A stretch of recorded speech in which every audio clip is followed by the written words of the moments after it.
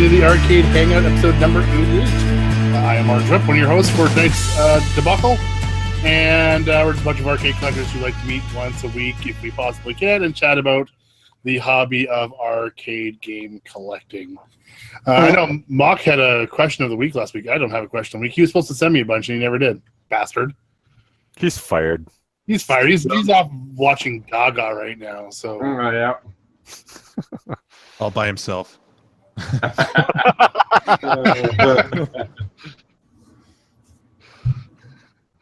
So we do have a game of the week we can just quickly go over. I know a lot of us have been trying to play a lot more of that. I did not get a game in this week. My apologies.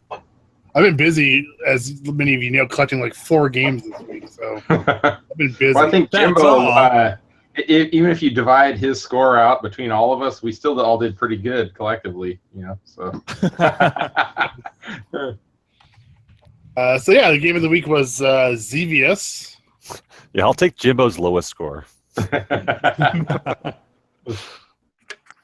watched that video. That was pretty cool. And I'm like, how do I? Right after Gak posted his video, I'm like, oh shit! I suppose I could screen record one of my games to prove that it is the right settings and everything. I was about ready to call you out tonight, saying, "All right, play some of that shit live for us." Oh yeah. Oh. It's like just turn the sound off. Yeah, turn the sound off. Well, then I can't play it. I need the fantastic music and sound. Is there a dip switch for no music? That game is so Just freaking brutal, man. On the hard setting.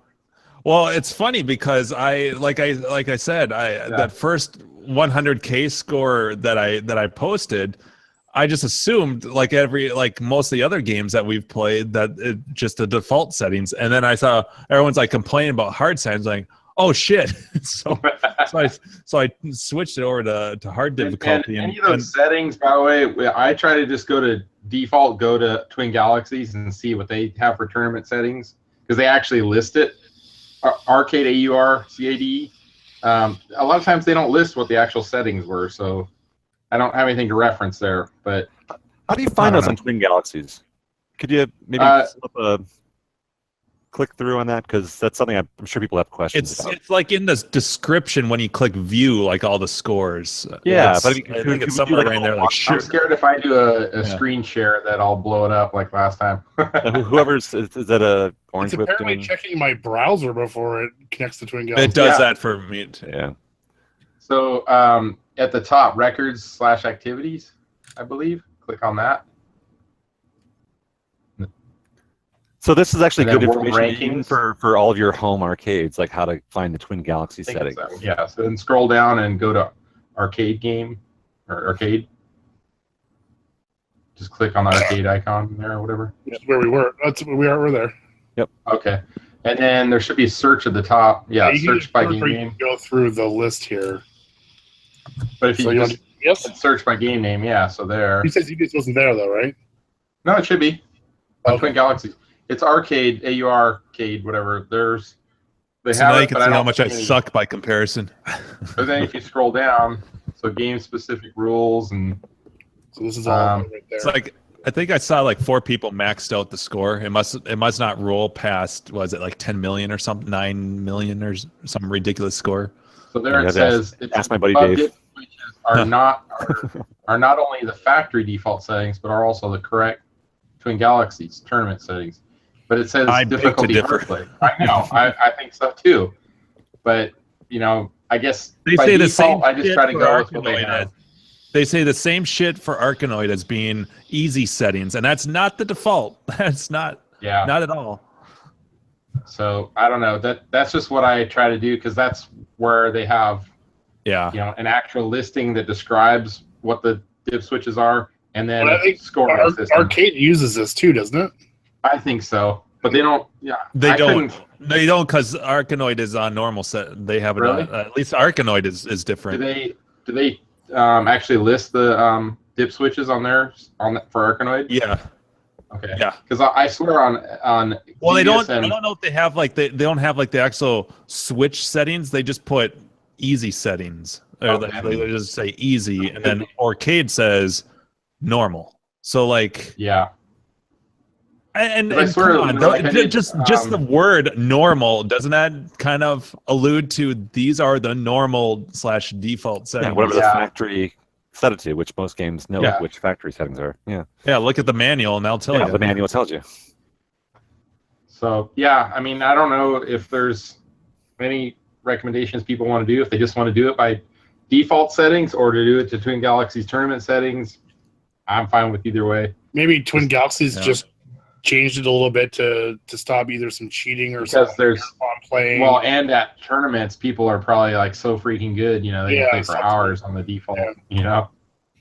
I'll tell you this though, like there's a huge difference going from normal to hard on Xevious, but the point potential increases quite a bit because there's more enemies and stuff. So like you can get a bigger score quicker, a lot quicker than the normal settings. Because I was earning extra lives way sooner than on normal settings. And I'm only a slightly more of a better setup than Carrie. Instead of just online only, if you don't have it in your game room, I've got one of those RetroPies with a Logitech controller, and you know I'm Thumbs McGee, man, Fat Thumbs. So I'm like freaking hard, man. I was playing on my computer with my PS3 pad. Yeah, it's basically the same kind of controller. Yeah, I was trying to do the keyboard and because it's my little MacBook Air has a slightly condensed keyboard, and so I would try to hit the. Although of course I was playing Super Xevious before. Right. It took me a while to realize it was super. Although looking at Xevious, it looks a whole lot like Super Xevious, so I don't know what the difference was. But yeah, when I could shoot okay with the Z key, but then instead of hitting the X key, which is really squishy next to it, I'd end up hitting the C, and I'm like, wait, why the fuck aren't I dropping any bombs? Damn like, it. Oh wait. Yeah, exactly. I'm hitting copy. With keyboard, you know, if you got if it's a 2 or 4-way game, 1 or 2 buttons, it's all good. If you go with the 8-way, you know, Xevious is an 8-way game. There's no way I could do that with a keyboard. Oh, so. Yeah. I was thinking back to Atari days when my cousin had I only had the 2600. My cousin had the 7800, so I would lend him games. But I remember I was so excited after playing Xevious on his 7800, and since the cartridge size is the same, I remember taking it home, and I couldn't wait to play it, and it didn't work. And you know, I'm a little kid, and I was just bummed. But you know, you're playing with that weird Atari 7800 controller, that that long rectangular knob and the 2 buttons. But that's the only time I remember playing the game. But I don't remember the sound being annoying until Grinkers. Aha! Well, so there's like a slim chance that my buddy David might be able to make it out for NATT. Nice. And if he does, I know that at least that Hyperspace has a Xevious. So it might be kind of cool for some of you guys who've played, especially Jimbo, who's gotten into it. And Gak too, like have you guys actually go and play together on the game? I think I would do better with a joystick, but But the thing, like a Wicco leaf stick.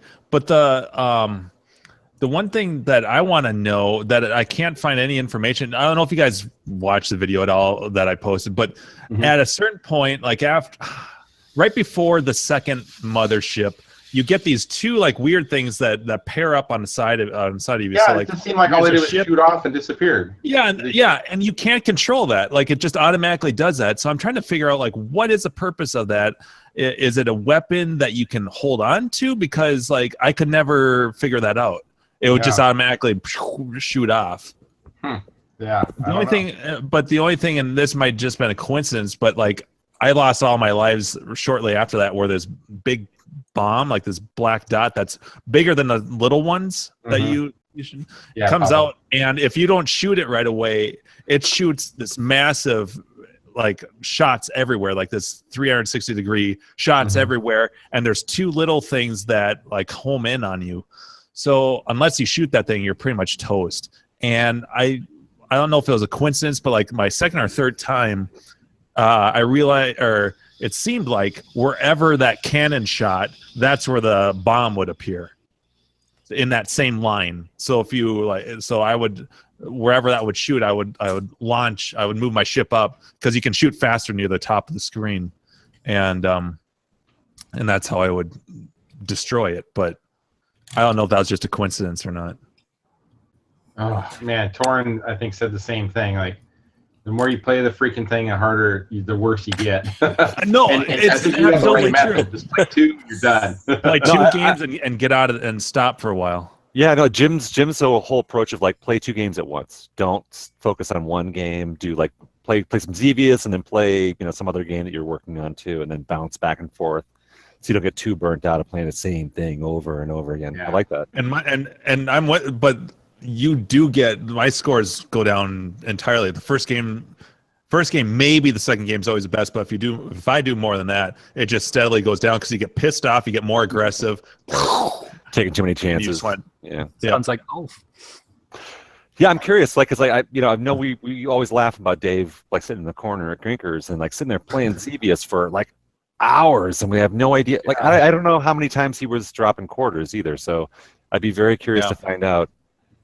And I would guess that that maybe it's on a lower difficulty would be my guess. Yeah, could be. Was he like zoned out, smoking the happy smoke, or no, just drunk, like everyone else. Yeah. But yeah, I mean, Xevious is like definitely like one of his games. The other one for him is Space Harrier. He's super good at Space Harrier. Speaking of Space Harrier, I almost had a thought I was going to have a pickup, but I think I might have scared the seller away with my I wouldn't call it a low ball offer. Sega Super Hang-On popped up around here, and I spent a long time on Clav because to me that screams like a $300 game somewhere in that area, and they had it listed at $399, but the cabinet looked good. The monitor worked. The game appeared to work, but they said that the sound didn't work. And so I start looking up sound issues, and it all relates to a board issue. And I'm like, fuck. And so I explain, because the lady that was selling it is like, well, what's your offer? Because I asked if their prices if it was negotiable. Mm-hmm. And she's like, well, what are you offering? And I sent kind of a long text basically saying that I didn't say that all these games go for this, but I did say, I'm just pulling it up here. Going by the pictures and with the sound issues, I'd offer $200, expecting a counter offer. And then I put a collect and repair these games, and unfortunately, a sound issue usually relates to the circuit board, which can be expensive to repair. Let me know if this is a fair offer for you, and thanks. And because she responded back, after like a couple hours. She tried calling me too, didn't leave a voicemail, so it was just a texting thing. And I haven't heard anything since. So I'm like, fuck, did I scare her away with that offer? Like, it kind of pisses me off. It's like, at least say that's too low. Say something. Some people don't. Right. She said for you to give her an offer. So that's like the start of the process. At least respond and be like, either that's too low, or here's a counter offer, or yes, like one of the respond of some sort. So that's like my Space tab that I had to wait 6 months to get a reply back from. Oh Jesus! And then on the other end of that, there's a couple other cabinets that popped up, particularly Toki candidates. Ooh. So yeah, actually one that I'm looking at. Here, let me present this. Let's see here. Okay, there we go. Can you guys see that? Yep. All right, so Defender cabinet. Yeah, it looks like a Defender cabinet with the coin door and stuff. But this is a classic. The description is it's listed at $200. Classic description: move the cabinet, and now the game doesn't boot up. And so I'm like, well, that's perfect. I can throw a low offer in there, and they don't. We don't know how to fix it. So someone with the know-how, blah blah blah. So I was thinking of offering I don't know, like $100 or less. If the game doesn't work, if nothing boots up. So do they have an asking price? Or 200. Okay. Yep. So I would think at least half that for a non-working cabinet. Yeah. But anyways. Yeah. So that's that's a perfect. Kind of to me, that too. Yeah, it looks is like a little water rough. damage too. Yep, it is. It is a little rough. The sides look okay. I didn't, but other than that, they did take a close-up picture of the bottom. So there's a bunch of good photos, including one of the monitor working, and it looks. I'm just taking a guess at the chassis because I can't see. It's definitely not a 49, but I think it might be a K7000, which would be awesome. But I'm hoping it's something simple. Probably is if they just moved it, So that would be a good candidate because almost all the Tokis I've seen that look the best were thrown in Williams cabs. Kind of like Rastan. I think Rastan used a lot of Williams cabs. Yeah, I really like Jost cabinets myself for like a something that's converted to JAMA.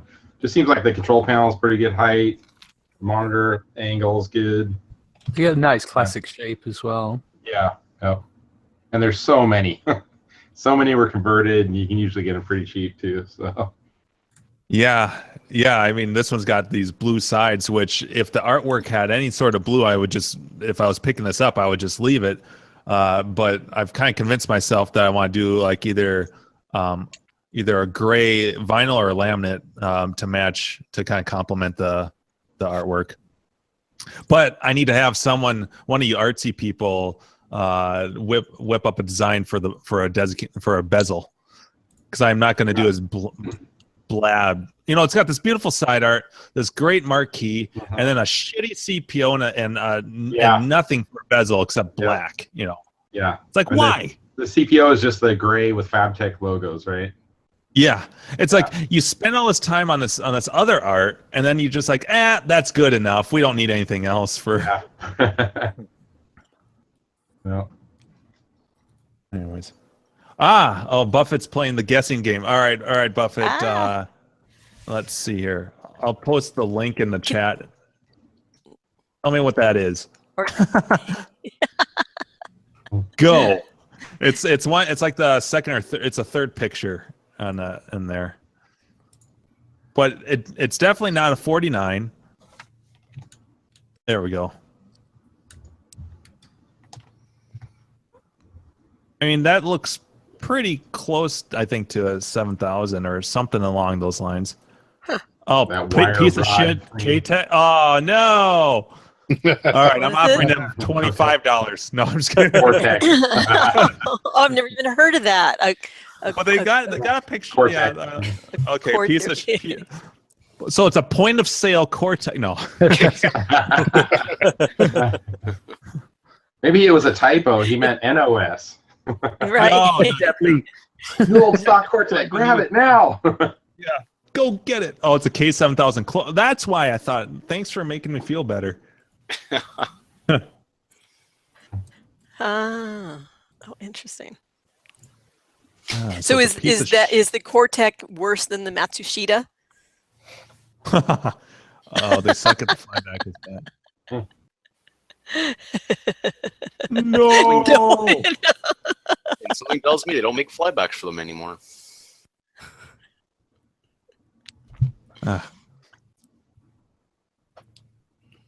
right, so it's official. Jimbo is the winner of this week's game. Yay! One of our own one. That's what Yankees. Someone on the show gets the next game. Oh my god! Yeah. And I haven't even gotten that far. Actually, as far as I got was probably a game or one of two games that Carrie would not like because they're both platformers. I was thinking for something different, either versus Super Mario Brothers or versus Castlevania. Both difficult games, and yeah. So I didn't get that far. Yeah, or defend. Or Defender. Or to keep us winning. Shooters that piss you off. Or Cheyenne, yeah. Cheyenne, yeah. Yeah. We can play. Arkanoid, play that on a keyboard. Yeah. I think let's do not on a keyboard, on a mouse. Just using a mouse to go back. Yeah. And forth. Oh yeah. Yeah, and that's whenever I get around to my Arkanoid videos, that's how I'm going to have to screen record that stuff, because I guess I could kind of set a camera up on the cabinet, but for like real specific stuff, you don't want to be playing like a full game just to get to a certain point. But so save states and stuff would help. But yeah. So yeah, new game. I don't know. What do you guys think? I mean, everyone knows Super Mario Brothers or is kind of familiar with that, but I think Castlevania would provide a much shorter game. I don't know. I was thinking one of those two. How about by the end of the show, I'll announce it after I've had time to roll it around. If you've had time to have a few more drinks. Yep, then I'll be like, what game? Fuck that shit. Well, I want to say Castlevania is probably not on any of the multi-boards, but it might be on the archive website. I don't know. Ooh, yeah, let's take a look. Right. Arcade SD does have Super Mario Brothers. Yeah, Super Mario Brothers, yeah. And then there's like the 19-1 too, isn't there? Yeah. That they had one of those. Let's see here. So we should stress this is the versus version of both of those games. Yes, and then everyone, if I chose Castlevania, everyone can experience the terrible attract style. You have to let the game play the attract for 5 minutes before you play the game, just so you can experience the terribleness. John asks, Xevious can kiss my ass. I love the hate, because I don't like the music either, but you know, and the sounds and stuff. But I love that with the difficulty and stuff, that everyone just absolutely the hatred. Should just be someone should design a shirt that just has like a red slash across it with the Xevious. Fuck Xevious. Like a Xevious screenshot, you know, and then just like a red X across it. That's Fritz. That's it is Fritz. Yeah. Oh. So forgive me, my computer cut out. I'm having problems with it. If maybe you answered this, but so how does Castlevania differ from Versus version? You mean, like what is? I don't really understand what the whole Versus thing is. Maybe that's part of my problem. Well, Castlevania is different than Mario Brothers too, because Mario Brothers is like changes the game dramatically. They're talking the difference between an NES game and like the regular version and the Versus version. Yeah, is that what you're asking? Yeah, because you're saying it's the Versus version. So how is that different? Well, the Versus is, think of it as the Versus being the arcade version of the game. So it's hard. Whereas the regular version's the console. Oh, version. They both look exactly the same, but there's there's subtle differences to the average Joe playing it.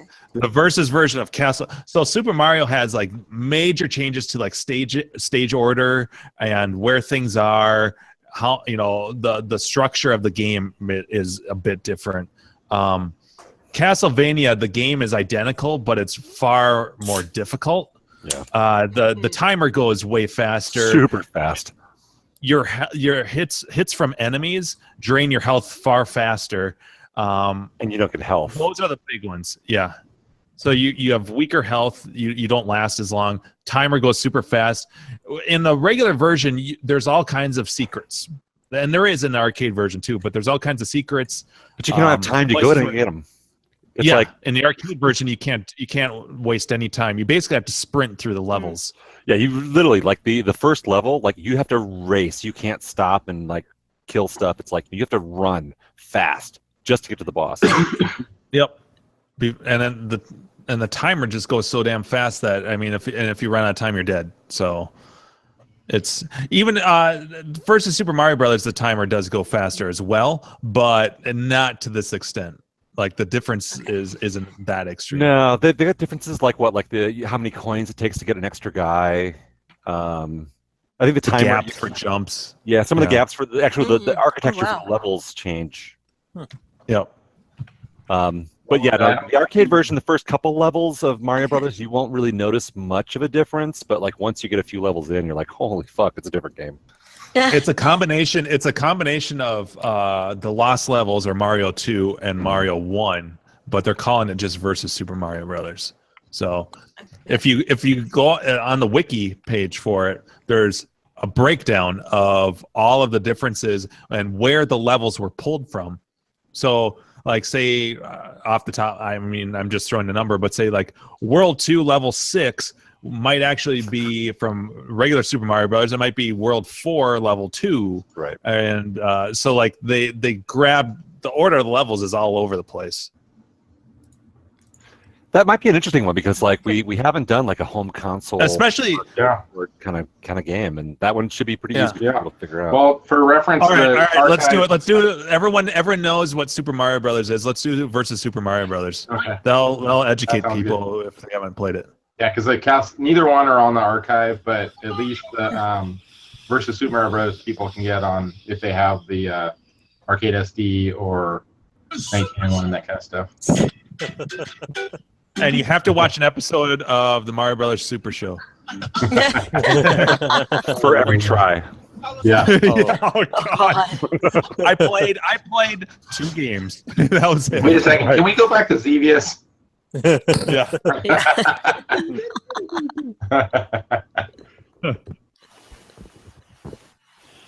I think I have those cartoons on DVD, which is sad, but they're on the Internet Archive. That's where I've actually watched them. You can stream them.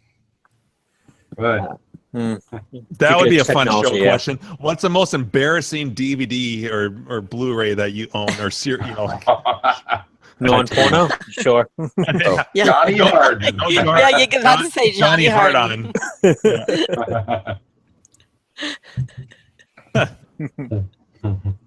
I have Alien versus Predator 2.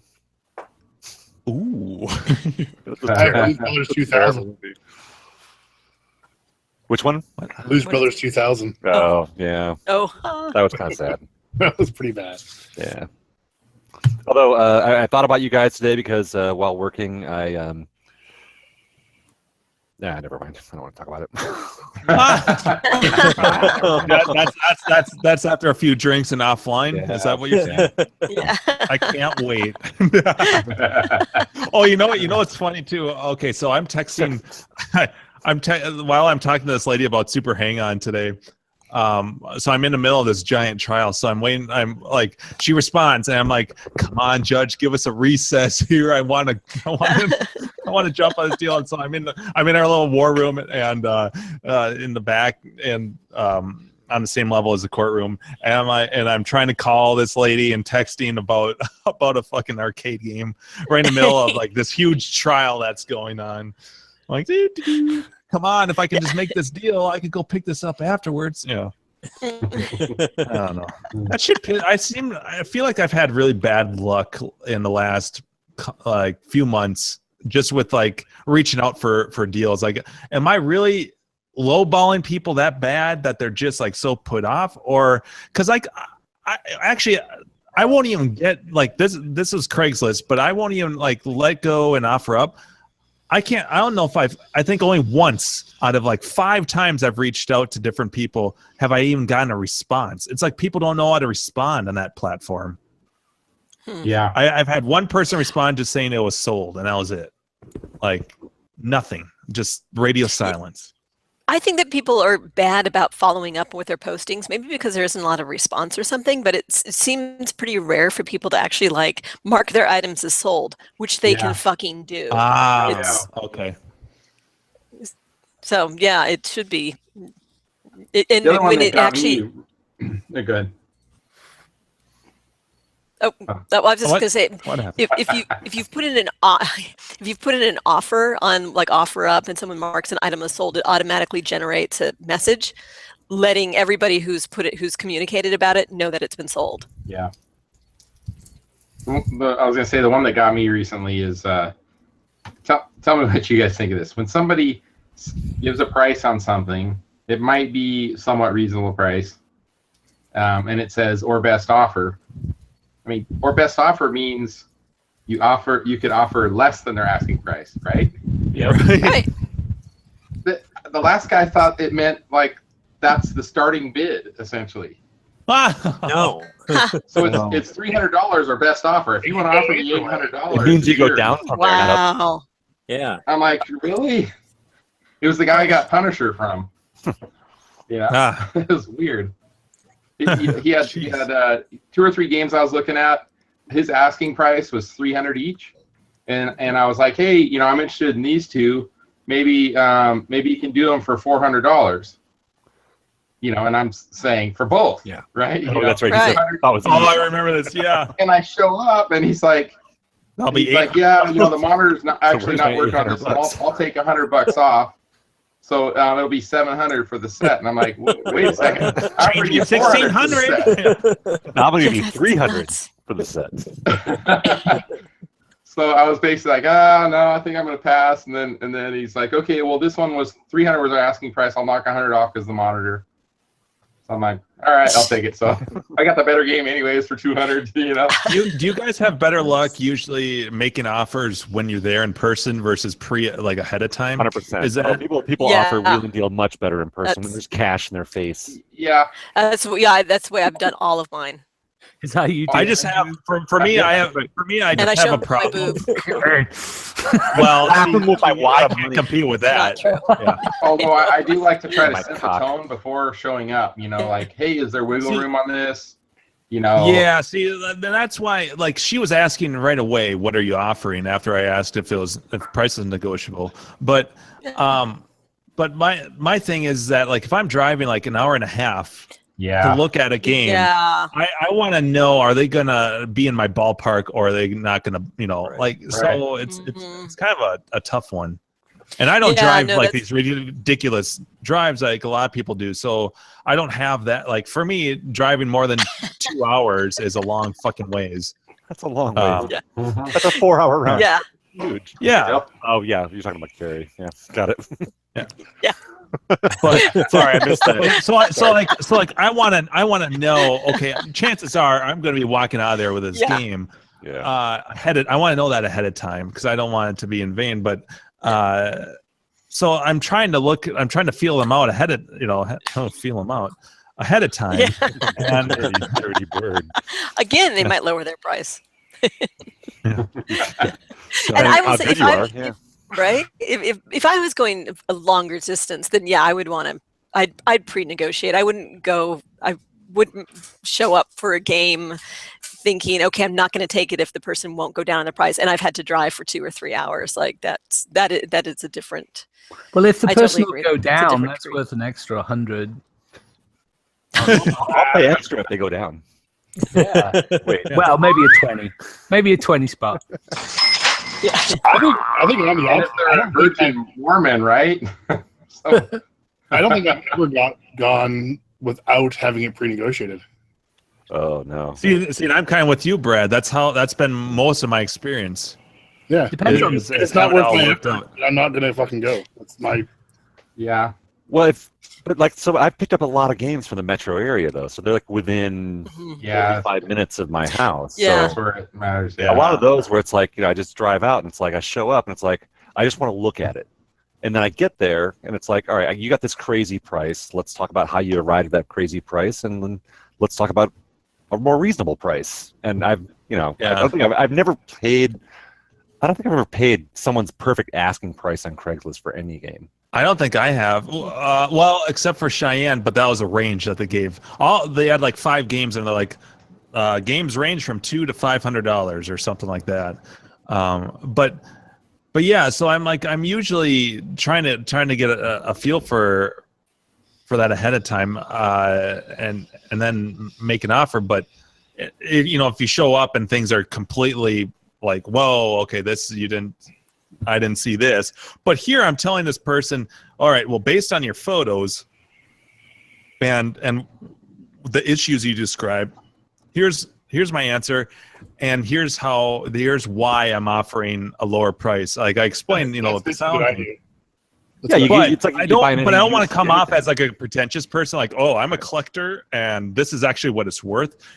So, I was tempted to be like, well, this is, in the collecting community, this is usually, X amount of dollar type, game, and one that has an issue usually commands this much. I didn't want to get into that whole thing, but I was just explaining that, well, usually when it's got the issue you're describing, it's not cheap to fix, blah, blah, and that's, I'm not bullshitting really. It could be a simple fix, but it could be, stupid. Right, but you're rolling the dice on that one. Yeah. It's like, this could be something simple, but it could be something that's really complicated, $100 or hundreds of dollars to fix potentially, to send out the boards and get repaired and all that. Yeah, because if I have to send out that audio board to I Repair Sega or whatever the guy is that does the Sega repair, that could be $200 to $300. Like, it could be stupid. Right, and you're sitting on this machine, this giant, refrigerator-sized thing. Yeah. And you don't, and you get that fixed, and you don't even know if that solves all the problems. Maybe there's other issues. Right. That, it's like, all right, maybe it's a harness problem. You can't even tell that. Yeah. What if the steering's a little funky? Yeah, like, I don't know. It could be. Yeah, you're right. It could be something else.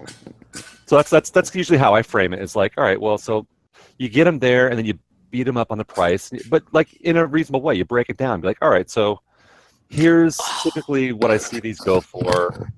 Here's why. Here's my offer, and here's why. The monitor needs some work. That's got some issues. The controls aren't correct. I have to replace these joysticks. These are not original. And then the side art. It's like I can replace this stuff. So to get it up to the price where you're talking, it's going to cost me X number of dollars. So I will offer you your price minus X number of dollars. Here's my offer. Yeah. And I'm there again with cash, and I'll, with a dolly. It's like, I'll make this just go away and give you cash and just be done with it. Yeah, I mean, I've had people. I've been completely responsive with that, and I could just be dealing with a lemon here. Right. Some people, it's like, and they had it listed. It was listed at $399, not $400. $399. It's like, what is this, Target? Classic. Yeah. That's weird, because while you were talking about that story, I was looking at an ad. It said same thing. We just moved. Game doesn't work, and it's a Pac-Man for $3.99. Maybe it's a ring. Yeah, it's a ring of scammers. That's what it is. Yeah, making they're getting better. They're taking multiple pictures. And it's rare, and these things go for $3,000 on eBay. It did. It said it went. These go for $1,100. Right. I love it. I found some of my best deals is when you do multiple games, though, because like they're wanting to that's the best move negotiation stuff out. Yeah. They're looking to clear space at the same time, and maybe I only want one or two of the games, but I might wind up with 3 or 4 because. Yeah, but Gak, I live in an apartment. I'm always looking to clear space. Yeah. What about me? No, yeah. I need a fucking trailer. No, I don't. I need a house first. You pay more in storage unit fees than for your apartment. I have space now in my storage unit now that I moved Cheyenne out of there, and so I do have a little breathing room in there, but. And then I was doing the calculations again last night because I was thinking, well, if I pick this up, how many more games can I fit in here? And I really want a big blue Capcom cabinet. So I was like. Do, tape measure. I think this will work. Yeah. Anyways, so that's there it is. I love that story. All right, so versus Super Mario Brothers. Wow. Unless Griffin or one of the other guys, Orange Whip, wants to post it, I'll post it in the morning. I wouldn't be surprised if someone posts a massive score. I have a hunch that someone knows that game pretty well. I do not. All right.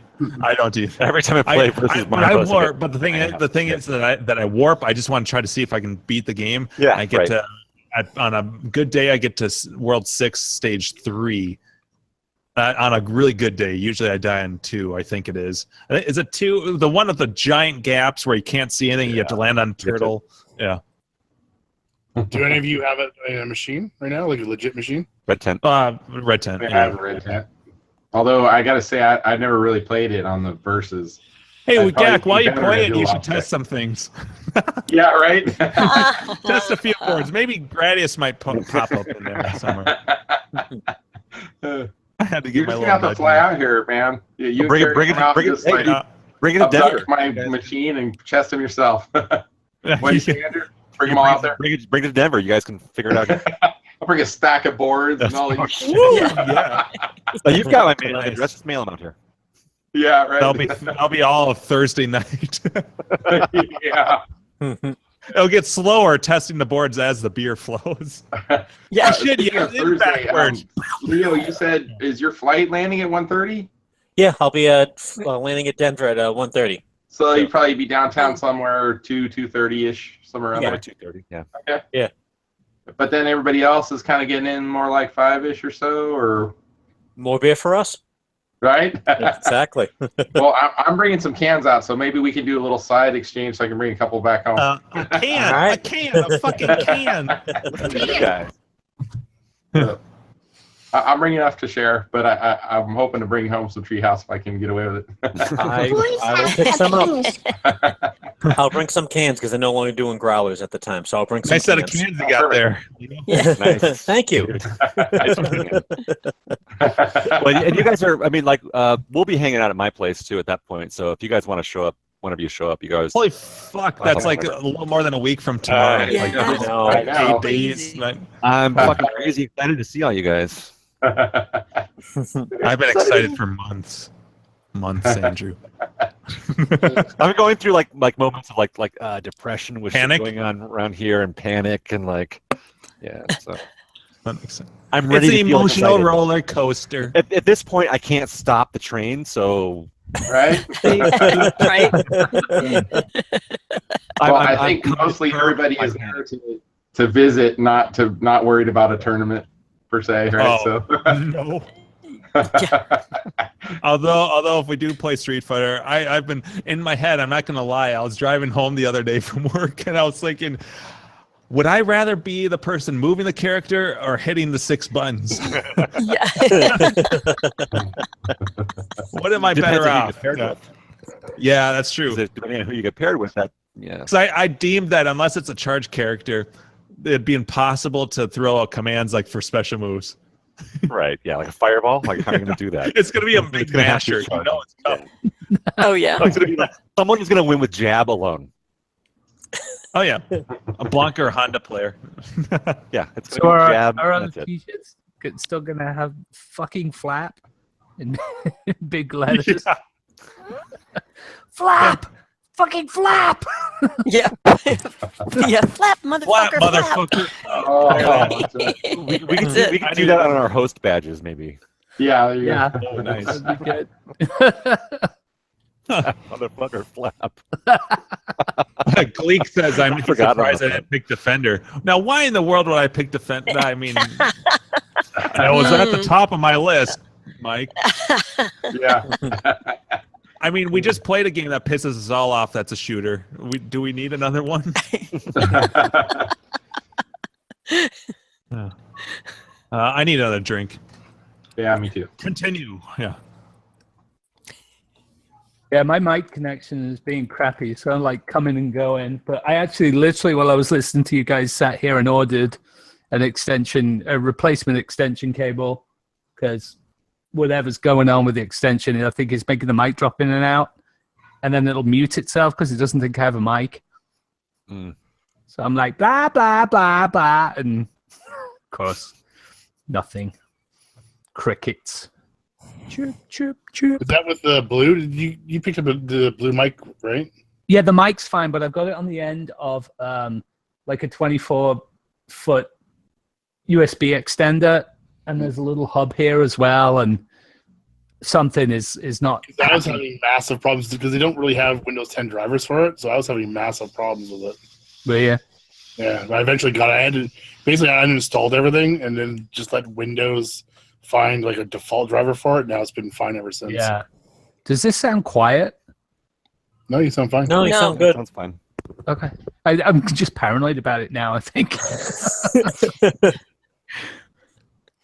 guys are all gonna fuck with me. Just be like, "No, Joe, we can't hear you." Or like, we can hear you just fine. Just keep talking. Right. That's- yeah. Ignore the red icon in the corner of your screen. So 2 weeks, right? Less Is it than. 2 weeks? Less than. Less It's than that? next week.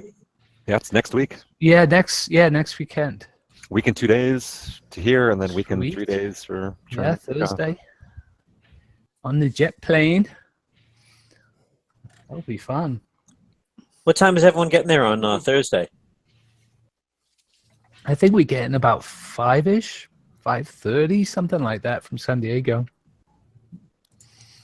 That'd be me, Keith, and Mark. Mm-hmm. So it sounds like it'll be all over the place in terms of Thursday. And then, so do we have an idea about Friday? And because I know we talked about, of course, Casa Bonita, as well as going to a brewery or. Right. Well, so here's an interesting point. So Casa Bonita is actually very, very close to hyperspace. Like, I don't know. 6-8 blocks, something like that. It's very close to hyperspace. So that might be a better choice for Saturday. Oh. And we were also talking about maybe doing a brewery tour on Saturday during the day before 4 o'clock when the event starts. So that's like wake up on a Saturday morning. Let's get some early breakfast, early quote unquote. Some shrimp tacos, and then yes, exactly. Extra salt. And then take care of the the early headache with going to a brewery tour. Nice. I like it. Because there's like dozens around here, so we could quite easily do some fun tours. What could go wrong? What could possibly go wrong? Yeah. we only have to be in hyperspace at 4 o'clock, so. Okay. It sounds like work. We don't have to be at hyperspace till 4. It's okay. Yeah. It'll be all right. No, but That's nice. we should totally try and do if you wanted to do that, like do a relatively. You go in there, and that's what you demand. A keg. A beer. All right, we don't do alcohol here. And these, yeah. Give me a keg of beer. Why are you talking like that? Oh, sorry. No, I didn't. So have you guys figured the games out yet, or are you trying to do that once you get there? Or? No, we got some talking to do. Yeah. We've thrown out fun and excitement in deciding it right there on the spot. Yeah, no, I think we can figure it out on the spot. we show up early, and honestly, we're not going to be able to run that many tournaments. So it's not like we have to show up knowing 15 games. Yeah. We're not going to be able to stand. What are you talking about? Right? It does raise a point. Yeah. Here's your shirt, kid. Now get away. Shut up. Get the fuck out of here. Stop talking so loud. You're looking at me. You're looking at me. We don't actually have to worry about repeat attenders to these things. So we could just. Right. Excellent point. Let's have a beer or fuck off. If you're not happy, then. GTFO. And part of it might be also just physically where the games are located in the different arcades. So because that might help dictate this is if we have a choice between Robotron and Black Widow, it might be one that's in a better place than another. Right. Kind of thing for running it. So a group. What's closest to the bar? Right. Yeah. Well, which would not be hyperspace. Well, that could be Xevious if this was Grinkers. We don't want that. Yeah, and that's a great point for hyperspace. So hyperspace doesn't have any drinking at all there. Aww. So it's dry as a clam. We may or may not do any. Oh boy! See what I did there? And they're known for being dry. So any drinking that may or may not happen that we do not sponsor or condone whatsoever will be clandestine kind of thing, but that will be fucking happening. Yeah. Cobras. Is there going to be a van outside that's just going to have a bunch of booze in it? Tailgate. No. Yeah. It might be like a VW van. Nice. Yeah.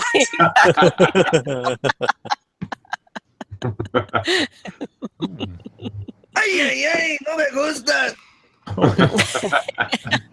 Wow. There might be a stand out in the parking lot. No. 25 cents. Well. Yeah, I mean, that was fun. It'll be fun either way, If we only wanted it being at hyperspace for 2, 3, 4 hours, then we continue the party wherever there's drinks later, right? Yeah. Oh, yeah. 2-3 minutes. No, I mean half an hour. No. Well, I Boy, think One Up laying a was good fun. No, just kidding. laying a good foundation before going to hyperspace will be the strategic thing to do. That's key. Yeah. So One Up has a bar though. Is that right? Andrew's talking, but I think I read his lips. Oh yeah, One Up has a bar. One Up I is think a bar. is what he said. Yes. Yeah. Nope, muted. Can't hear you. To quote Clint, I can't hear you. Oh, there you are. Oh, hey, welcome back. Hey! Yeah, One Up is a bar. Yeah, what he said. Okay. So yeah, Totally. the bar. Yeah, it is a bar. Actually, I think One Up has 2 bars.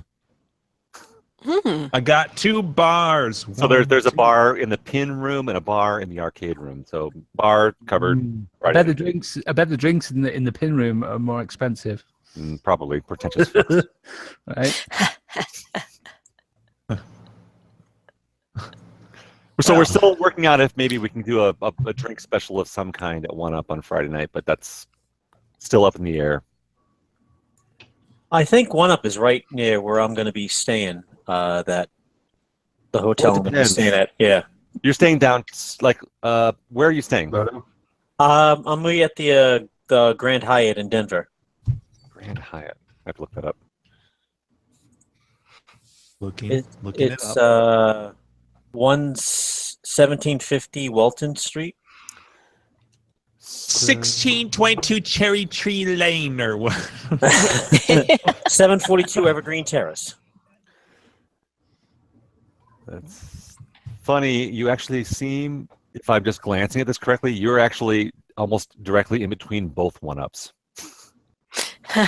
I was searching for the One Up in Colfax. So yeah, there's the One Up Colfax and the One Up downtown. The One Up downtown is right by Union Station, which is like 20th and Blake. Okay. And then the other one is a Colfax and Pearl or Washington. That's the one it says I'm a mile away. Yeah, you're about a mile away from both of them. Beautiful. You're pretty much dead center.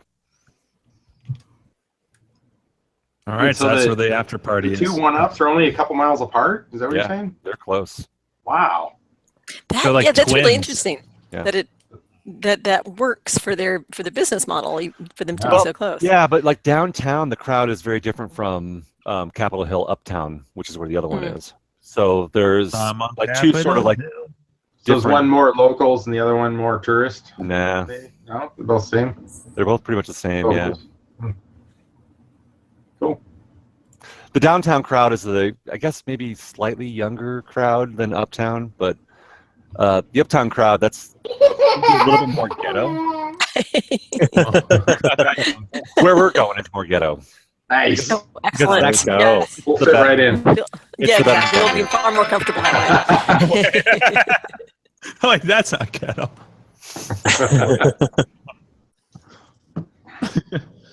How's it taste, motherfucker? Yeah, exactly. Oh no. That's what they say every time they serve you beer. Yeah.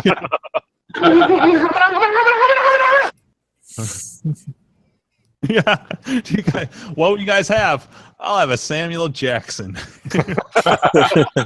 Samuel L. Jackson. How's it taste, motherfucker?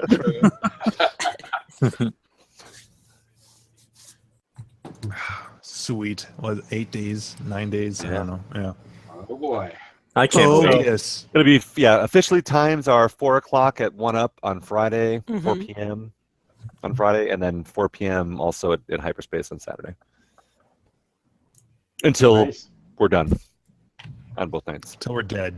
Until Until we move on. There's roughly 20 pre-registers, but probably another 20 plus. That Could be, probably 20, 30 people locally, so it might turn out to be a big crowd. Nice. Wow. Yeah. And if it's not, we'll have a great time. Actually, Yeah, the fewer people it's that a show up, the better win-win. time we're going to have.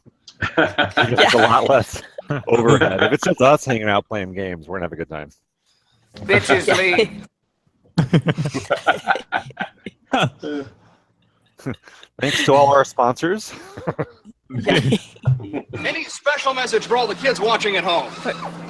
Stay out of trouble.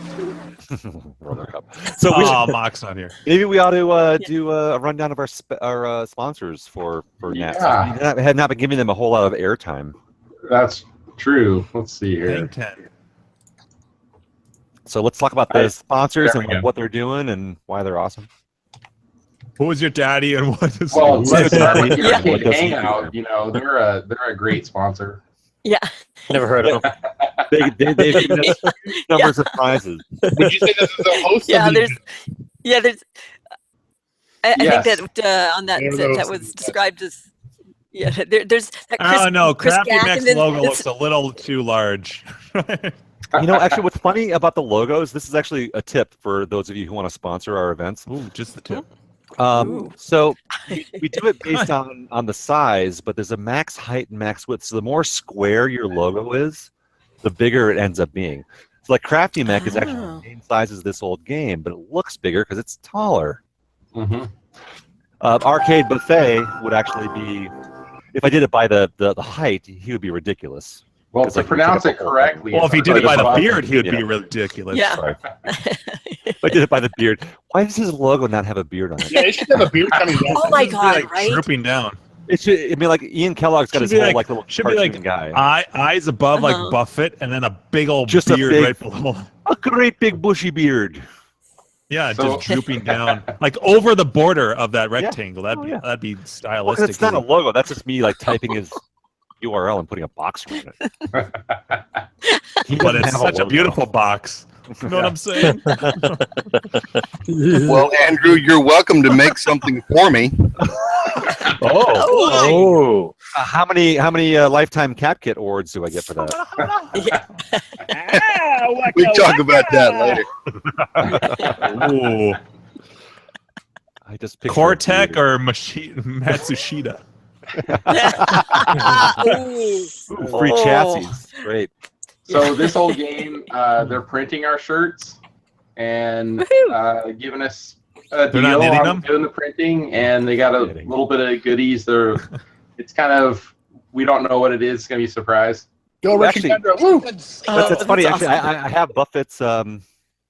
Speaking of, Oh, Buffett, it's right here, unopened. I have not opened it yet, so I don't even know what's in this. Ooh, nice. But Buffett it has arrived. Throwing ass. I don't know. That should be his slogan. Cool. Glad it It's got some growing ass tonic in there, or what? That should be his the logo subtext should just be under the tagline. arcade buffet. Yep, in quotes. Why can't you grow an ass? People are so confused. And so Ian You Kellogg, can put it there if you want to. I don't care. You do sell cap kits, right? You do repair monitors. Great Ian spot Kellogg, shipping. another longtime supporter of all the events, pretty much. Yep. We'll be having some vouchers for him. Yeah, good stuff there. Sweet. Arcade Icons, whoever that place is, some wacky dude. That's actually how we're going to be doing our scoring system. It's our software. Yeah. Hopefully that goes smoother than how I kind of semi-failed at CAX. The system's broken. It lets you put extra zeros in on your scores. He'll be donating a used 24-foot USB cable. Yeah. Nice. That apparently doesn't work because he can't even hear us. And maybe a 4th or 5th generation copy of Johnny Harden on VHS. Ooh. Can you digitize that? I don't want it to lose quality over time. Yeah. No. I'll go down Only to the VHS. No, He'll we're actually not- email you a code to download it online. But keep the bad tracking in, please. Yeah, that's right. I'll take it down to CVS. I can put it on the thumb drive. I'm sure it'll be fun. Perfect. So going down the list, Just there, tell Donkey people Kong, it's a music collection. Yeah. Donkey Kong Remix, John Kowalski, and Nina, right? Nina. No. Yes. I think that's right. They have a package already sent to Andrew. He should get it Friday, I think. And so he basically said he sent one of each kit. I think one's going to go to Grinkers in October. The other one. I think we had Donkey Kong Remix at Grinkers last year, so we'll probably save Junior for Grinkers this year. So, I think it'll be a Donkey Kong remix kit, and he made some custom shirts too. I think. Oh, wow. So, He had some his own logo shirts on him. Yeah. and, fingers crossed, knock on wood, our buddy Matt over at Arcade Crusade is doing a custom little surprise thing. Yep. I like the sound of that. Yeah. Some assembly may be required, but yeah, it'll be. Whoa! I'm thinking of something else. And we Let your remembered to imagination put his run away. logo this time, Andrew. Yeah, look at that. His logo is like dead center. So no fucking around with that one. And then whoever that Crafty Met guy is too, same deal. You know, I don't know about that guy. So I think Crafty. Rumor has it he's been on this show before. Yeah. He's gonna. I think what his prize was gonna be was an all expense paid trip to the Cockade. Yep. You get to stay there for the weekend. You get all of the amenities. You may or may not get chained up against the pole in the corner of the room and just have to watch him play games the whole time. I don't know. Look at me! Look at me! But not in the eye. Yeah. No, I think. What did he say, Andrew? Was it? Well, so I don't remember. I keep mixing up what his prizes were for drinkers versus. Yeah, versus the NATT. So I don't want to talk about his prizes, but I mean, Crafty's got several arcade products that he does, and he's donating those prizes. Arcade shampoo. And we saw the arcade buffet. Yep. You got a package there with some goodies in it. So. Ooh. Like Crafty Mech Gold Bond powder for between your legs. Yeah, there we go. For extra conductivity. Yeah. It's like getting a blowjob from Frosty the Snowman. Let me contemplate that for a minute. Yeah, yeah, me too. When the carrot nose like jab you in the belly button. Don't overthink it. Just let it happen. Yeah. Don't look me in the eye. The snowman. Oh. It's like the winter of '77 in your trousers. It's just. Happy birthday! Awesome. I'm so glad you had that. I just have to, like, do I have Frosted Snowman? And I'm like, oh, here we go. I haven't played Christmas clips, obviously. So, yeah. I have a whole slew of them, but that was the first one I saw. That's brilliant. And Andrew, of course, just to clarify, our shirts will be for sale. That's for those showing up. We have to cover our cost of stuff, so anyone who shows up, please support and buy a shirt. Yeah, so. And we may have some leftovers, which you could either buy by showing up at Grinkers and letting us know you want them, or email. Or just pay for shirtless GAC. Oh boy! Right. Highest bidder. Wow! If you don't want a shirt, is this a new tournament? Get the dollar in the right spot. Yeah, just greased up naked gap. Enough cash. And you gotta chase it down for it's lick and stick time. Oh no! I sent you for the shirt string. I'll take you to Frizzy Town. Oh, nice. Frizzy Town. Bum, bum, bum, bum. Oh. Jimbo, every time I hear Frosty, all I can ever think about is this movie here, Microwave Massacre, because that's the voice of Frosty, is the main guy who kills people. Oh, wow. It's creepy. Oh, that's what's his name? Fred Waring? No. I'm thinking of Jim Big Bird is Jimmy Durante. He did the voice of Frosty? Jesus. No, it's not. The snowman. That's Burl Lives, isn't it? What was the one that you said? Jimmy Durante. Yeah, no, that's just the host guy. That's not the. That's Burl Lives. That's not the. Frosty you're talking about the actual. Yes. So that's holy fuck. That's this guy. It's. But why is that Big Bird on there with a giant limp bill? I know. This movie is a bad costume. The movie is bad. Sweet. Well, we should watch that on Thursday night. I think so. Yeah. Someone send me the video. Oh my god, that's awesome. Here's the actual movie cover, I think, for it right here. So Andrew, we'll just set the projector up outside and put it on your garage door. watch Yeah. in front of all the neighbors. Yeah, no, they'll appreciate that. I got a big TV down here. Oh, God. She offered to, nuke my corn dog. That's fun, yeah. No. That's actually a screen capture of the movie right there. Wow. That's the title. It looks like someone used like a standard VHS video camera to shoot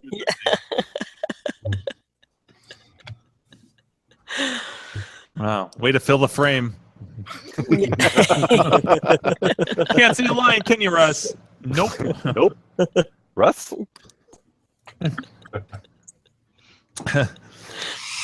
Oh, well, you mentioned Grinkers. I was talking to Kendra, and there's a good chance that this old game will be there. So, but if you guys put in, if you want to place orders and pick them up at Grinkers, it will help ensure that they're there if you place orders. So I just throw that out there. So if you're thinking, because I've actually ordered things from my Escape from the Planet of the Robot Monsters. I'm surprised he's coming back. Last time Rich was at Grinkers, I was drunk and I hugged him. He didn't want to be hugged. Did you say hug or humped? Hugged him. He was dry humping him. Hugged him. Oh, I thought you said humped him. Might have been a little hump. Because then he probably really wouldn't have come back. a minor hump in there. Yeah. A little bit. Just like 3/4. It was not an official fully. Yeah. I mean, it was more of a friend's hump. Not like a sexual thing. I mean, how many thrusts? Yeah, not a. Just it wasn't kind of more of a press. Right. Okay. Press and hold. I was gonna say I kind of patted him on the back for Cheyenne, but it was more of a back rub, I think, at Cax. Yeah. I pretty much got into like that. I don't think he likes physical contact from men.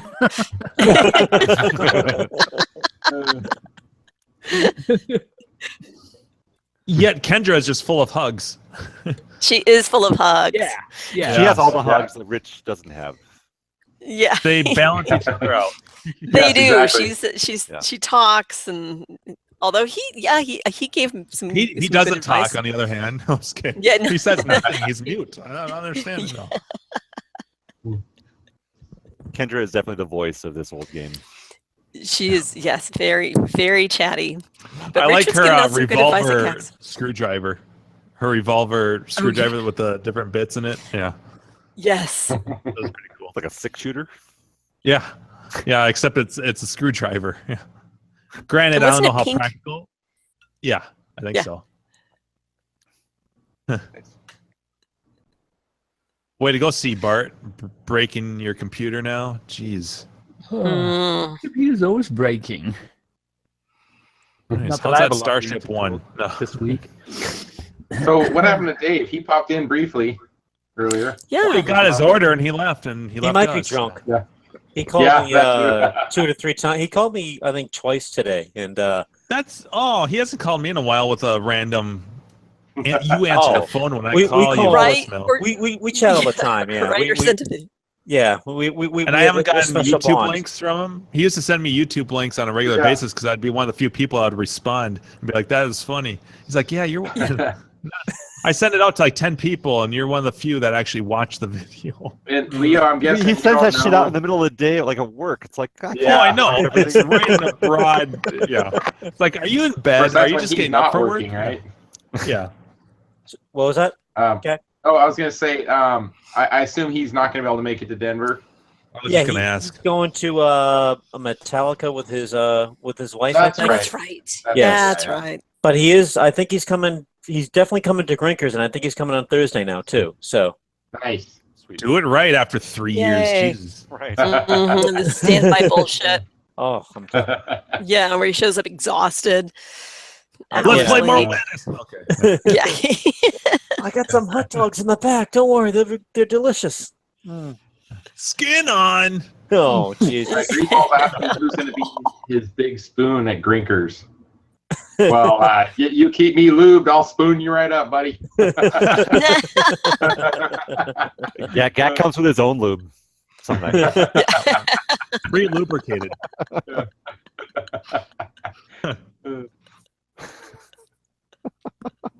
Pre-lube. That like white lithium grease. Yeah, beer flavored. Just only the That's gotta environmentally be friendly nothing stuff, ripe in the though. morning. Yeah. Hey. Well, It's beer and I sandwich want lube. my carbon footprint to be as small as possible when it comes to that stuff. so is Dave Greaseball? Did he change his name to Greaseball or what? That's shit. I always get Sasquatch. Shit. He goes by like 3 different names, I think. He's Greaseball on PLV. Yeah. Yeah, I saw the post. Yeah, I was Sasquatch. I can't remember now. I've been sassy. thinking. He It could happens. write it in the chat. Help us out. He was Not on. with the tape delay, of course. He came on with us Yeah. one night. He was like up in Yeah. Seattle. Oh, that's or right. something You're like right. You're right. Yeah, Oregon, It was just he had put who's going to be my big spoon at Grinkers, and so we were talking about Dave, about Dave. So I was like, oh, he said the same thing. So Sasquatch Kyle via Kyle. There we go. Yeah, Kyle, right? Yeah, I was going to say he was Yeah. called from the hotel room. Yep. I'm just going to call you Sassy for short. Sassy. It's so much better than Squatch. It's easier. Yeah. Yeah, it's easier to remember. Yeah, I'm just going to call you Quatch. Hey, Quatch! What time is it? No. I get messed up because my son Seth, that was his nickname when he was young. Seth Quatch. Oh. It was Oh, Seth Quatch. Oh, yeah, I know. I'm like, Quatch. He would- he- Aw. What ethnicity are you? Yeah. That's awesome. Hey, Quatch! I'm not saying it's negative at all, but he got hairy legs at a very early age, so that was played into that. Your wife, your kids are Bumblebee tuna. motherfucking Bigfoots, Gus. Yeah. Seth was the one who was wiping the floor with the scores there at CAX. Isn't that right? With what was that game that he was killing it? Teeter Torture. Teeter Oh, Torture. that's Yes. Tax, yes, Teeter Torture, yeah. I Oh actually my need God. to- I need to post that. He got like I think close to 700,000 on it. Where Plus last year in the tournament, I think like 70,000 was the highest someone got. Something like that. Yeah, Damn. that's crazy. That guy's By a the way, teeter I master. got some sneak peek photos underneath the control panel. Because I want Oh. to repro Hey, we that. better do that offline. That sounds pretty. Like the underhanded trackball. Yep. Only Grinkers has those. Yes, that's true. Because I thought this might work. This thing is freaking giant. But there's a game called Moon Whoa! War. All right, pull it down. Moon War. I mean, look Oh. how freaking huge this wheel is. Oh my God. This is Wow. Stern Moon War is the game, and this thing must be Arkanoid should have one like that. 5-inch diameter roller wheel. Look at the gear on this side too, man. That thing is massive, but Jesus. super rare though. Sounds terrible. Yes, it's dialed. Beautiful. Yeah. Wow! Holy shit! Yeah, well, I didn't realize how big it was until I got it in the mail. That's what she said. That might work. Oh, high five. We don't hang out at all. Speaking of environmentally friendly lubricants. Biodegradable, as they say. Yeah. Oh, man. I'm a victim of circumstance. All right then. Well, good night. No. Yeah. Gak showed us his big wheel, and Yep. And how rattly and old it was. So, well, shit. Where's Orange Whip now? He He told us he said he picked had, up 4 the games kids. and. yeah, he said he had saying goodnight to his kid. Oh, okay. Yeah. So Because he he'll be talked back. about picking up 4 games in the last week, and we don't even know what they were, he right? puts Right? his kid in. Yeah, he he's puts his kid to bed, and then he's just like, I said good day. But Daddy. yeah. All right, fine. Toodaloo. Au revoir. Well, Yeah. His kid's gonna speak like 10 languages in a matter of years, just because of Robin Hood Men in Tights. That's right. Well, I had what I thought was kind of a funny post-CAX moment. So I find, everything's unloaded, but it takes me a while to get everything, double check all the cabinets and get everything plugged in and put in the right place. So turn on all my games. And I'm like, yes, all of the games I took to CAX, and I'm like, oh shit, if they're going to go, they're going to get broken. All my CAX games work. The game that I didn't bring to CAX, fucking my monitor went out on it. I'm like, was it jealous? Like, what the hell? Yeah. I have 2 video games I didn't take to CAX. iRobot, actually, I think is fine. It's probably not. I go to turn it on, I'll be toes up. But yeah, fucking Mortal Kombat, the one in the garage I didn't take. I'm like, oh, fuck you. It's mad at you. That's got a K7000 in it, doesn't it? I think it does. It's either that or it's a 74. I think it's a 70 or no, it's 7000. the yeah, no, it's the K7000. I still think it's something easy. I hope. Yeah, it seems like it should be because we soldered in a new power plug for that. I'm guessing it's somewhere on the board. That it could be that plug. Maybe there's a cold solder joint because it was fine until you moved it. So it's got to be something. Well, flyback, I'm sure is fine. I replaced because it has a new. I replaced the flyback because that's what was the last. I put in the cap kit, didn't fix it. Yeah, you're getting 120 all the way up. You told me all the way up to the plug, but so I think it's got to be in the power on that side because you're not even getting net glow. Nope, nothing. Not a moving a game. The flyback's not just going to be like I'm going to take a shit. I mean, maybe it had I replaced that. Yeah, I replaced that flyback so it should be. Although new parts do go bad, but that would be my guess. I mean, all I did was scooch it on its sliders. I put down my new arcade carpet. When everything was out, I put down the carpet. Oh my god, it looks so cool. I'm so happy. Looks so much better in there. Well, now, I mean, until that monitor's fixed, I'm going to have to see how far I can get in Mortal Kombat blind. Yeah. I'm just prepping for the NATT, the not a tournament. Yeah. Maybe that should be one of our we have to play blind. Well, I had suggested that for drunk, so that'll be. Yeah, right. Well, I'd suggested that for pole position, or any driving game. So one person's blindfolded and the other person stay left. coaching him right. Yeah, exactly. Yeah. Like, what would be a good game for that? Because like a lot of the games, you just die. Like pole position, you just die, so like it ruins the game. But like we die. Like Turbo, Turbo just like fucks you up. Could you do Tetris? Oh, I see. Well, although like pole position, you die, you crash, but then you start back up again. So it will go for a certain period of time. So you're not like dead. Right, like it's not game over. No, I'm just trying to think of so I guess it's not really much better than Turbo either, where it's like it slows you down. But like I'm trying to think like playing blind, like how precise you have to do with that wheel to actually get to thread the needle. Oh, I see what you're saying. How about something like San Francisco How about downhill ski? If they have like the sit down, like San Francisco Rush, like that one, I think is pretty forgiving. That's why I thought Tetris would be like, like left, like your partner would be telling you. But you have to do like left and rotate though. Yeah, that's true too. I have some code for that. Hydro Thunder, all right.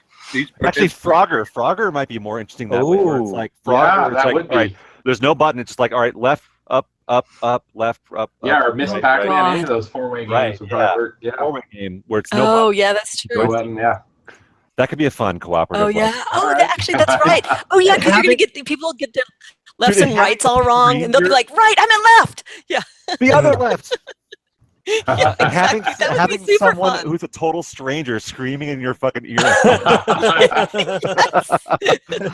It's like how mean will you be to a total stranger? It's like, dude, all right, you're my buddy. We got to get this fucking down. So. Right. Yeah. Because the score counts for you both. Right. Well, so then I wonder, it's like, but like with a game like that, do you have to play one game each and we add the scores together? Oh, there's an idea. Yeah, you know add right, so scores together or average blind, them. And then person plays blind, or a mean or an average or something like that. Yeah. Yeah, Time Runner said Space Invaders. That could probably work too.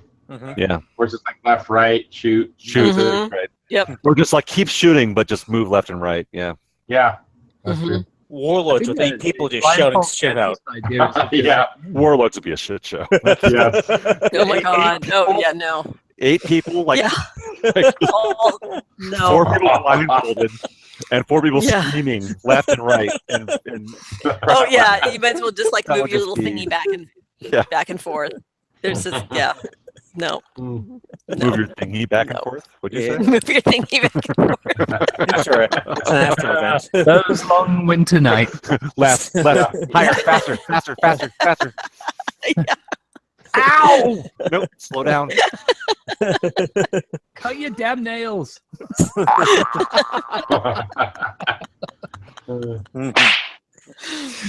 Yow! No hitting. I wonder if there are any love connections. Oh, I can't see. I can't see. What's wrong? Well, Griffin, start logging in on your Denver local Tinder. Yeah. Yeah. We want a full detailed report with screenshots. Well, well, you got to be blindfolded, and we'll tell you to swipe left or right. Oh, yes. Right. Oh, left. Yeah. I can't do that. Why is it going to be there? You win. Not a chance.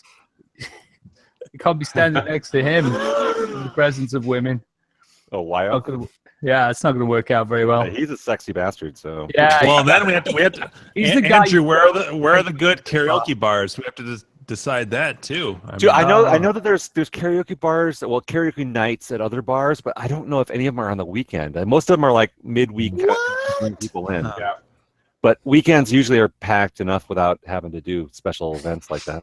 That's why I'm still gonna bring it for the house. So even if we don't get to do anything, we can always, when we get back to the house, just have fun. At least we'll have something to mess around with. We're gonna find a place. Yeah, because I'm sure we'll be bored. Yeah. Yeah. There's totally gonna be like a What time should we do? How about spin the bottle? Who wants to play Parcheesi? Exactly. 3 minutes in the closet. Yeah. Ooh. 7 minutes in 7 minutes in heaven. heaven. Just get you a couple pairs of dueling dickies. We gonna do the other 2.5 minutes. Yeah. Actually, is that what's in here? We got dueling dickies in here, Buffett? All right. I'm a noob at this. No, I don't know what no you're talking dueling about. dickies in there. Sorry. Don't you guys remember that scene in Deliverance, dueling dickies? No. Yeah. That must have been an alternate. Just play that song while people are swinging their fucking blow-up dicks around. It's so stupid, but it makes me laugh. You're the banjo. Yeah. All I can feel is your who has no belly. teeth? Yeah. No. It's a beautiful day. Wait a second. Mr. Rogers. Yeah, I don't know. That was a missed click. So Jim, I've been playing a lot of Street Fighter 2 Turbo because I've got the board loaded up back up in the blue. Hell yes. I tell you what, I'm gonna suck ass on that though, because I've been playing on pad on the for a long time now. Well, I don't know. So my best games right now have been back to playing Blanca. Like I've kind of like backed away from Ken. I like it. And going back But to you're gonna hate Blanca and Honda. But like the thing is that you're. Oh, but if you play Honda too, then you've got a lot of bases covered. Yeah. Because that game's all about counter picking, unfortunately. Right. And it's like I'm still like if I can get to the fourth guy, I'm doing great. Like that game kicks my ass. But you can't gauge it on the CPU though. Yeah. Because once you figure out their patterns, you can do pretty well. Right. But and I haven't played. But I mean, Blanca is a low tier character in Super Turbo. He's much better in previous iterations. Yeah. So I do pretty well with him in Super Turbo. Nice. Yeah. Well, he's the only character that has somewhat of a dash. He's got the hop. Yeah. And then he's got the river slide. The low sweep, yeah. That will go under Guile and DJ's fireballs. Mm-hmm. And obviously Sagat's high one. But right. Yeah, I mean if you know how to play him, he's not a terrible character. It's just he's got some tools, extra tools in that game, but ultimately he doesn't win tournaments. But right. Neither. I mean, there's 5 characters that win all the tournaments. That's just how it is. But right. But if you know what you're doing, you can do pretty well. All right. I mean, I've won tournaments, but yeah. For you, yeah, throwing some shit down. Yeah, I'm so used to. I I've know. had to resort to this. I wish I had a stick, but I've gotten like at CAX I was playing people, but I wasn't playing good people. You know, you were intimidating them. They were all walking away. Well, we gotta get Mike here, otherwise you're not gonna be playing good people here either. So I would love to play Mike again. You know, that was a boatload of fun. Although I wish I'd love to have you guys playing Super Turbo. That's what I want. Yes, and Steve reached out to me. This is months ago, though, asking me what the good version of Street Fighter was, because he knew, like, he has Champion Edition, which isn't a bad version, but it's unbalanced. It's a little broken, yeah. And so I told him, well, for the cabinet that you have, the two version is either Hyper Fighting or get Super Turbo. I told him probably reach out for a Hyper Fighting because you're going to pay a lot of money for Super Turbo, and it's not as easy for the average Joe. Like, because people like to be like, I know Street Fighter 2, that's a fun game, but if it's Super Turbo, it's a different game. It's so brutal that people are not going to enjoy it. Like, if they know how to play Street Fighter, they're going to be like, combos will kill you in that game. Yeah. The combo based, whereas earlier iterations were more of a chess game, that game is more momentum based. Yeah. Isn't Hyper just a ROM swap from a CE? From Champion. Yeah. Yeah. So World Warrior is its own thing, and then Champion Edition was kind of new code, and then Hyper was just a ROM swap, and then beyond after that, CPS 1 ended, and it went to CPS 2, and now it was Super Street Fighter 2, and then Super Street Fighter 2 Turbo. Right. Yeah, the new Challengers is Super, yeah, just regular Super, vanilla as they call it. Yeah. I actually and I have one of those boards. Brian. Oh, nice. I mean that is a much different game than Super Turbo, but I have reached out to Brian Frober on Facebook a few times when I've been online playing, because he's like, we should play sometime, but both times I've reached out, he's been busy or doing something. He's some kind of wizard at that stuff, or what? I think he just knows the game. He likes to play Street Fighter. I haven't played him, so I don't know how good he is. On the chat tonight, huh? Oh, that's a good point. I haven't. Yeah. But yeah, I'm looking forward to playing Mike. I just need to get back into the swing. I need to, when we're out there, when's Mike going to be around? Do you know? I got to get in touch with him, but like, pretty sure, I mean, he works downtown. So Elitch Gardens, the Six Flags downtown. That's okay. Yep. Like, I can see it from my front yard. So he and Sam both are working there right now. So they're super close. So even if for some reason they are not able to take huge amounts of time off, I'm sure they could swing by one of the nights. Okay. I gotta plan your cabinet, because I haven't played on I've been so used to playing on a fucking PS3 pad that it's playing great. The monitor, actually, the colors I'm not super happy with, which might be something we could dick around with when you guys get here. But like, I have a feeling that monitor just needs a rebuild. But either way, it's stable and it's playing fine. So it's playing great, actually. Yeah. Sweet. Yeah. Yeah. I mean, whatever you want to work on, I'm happy to help. You know, my pet peeve, monitors.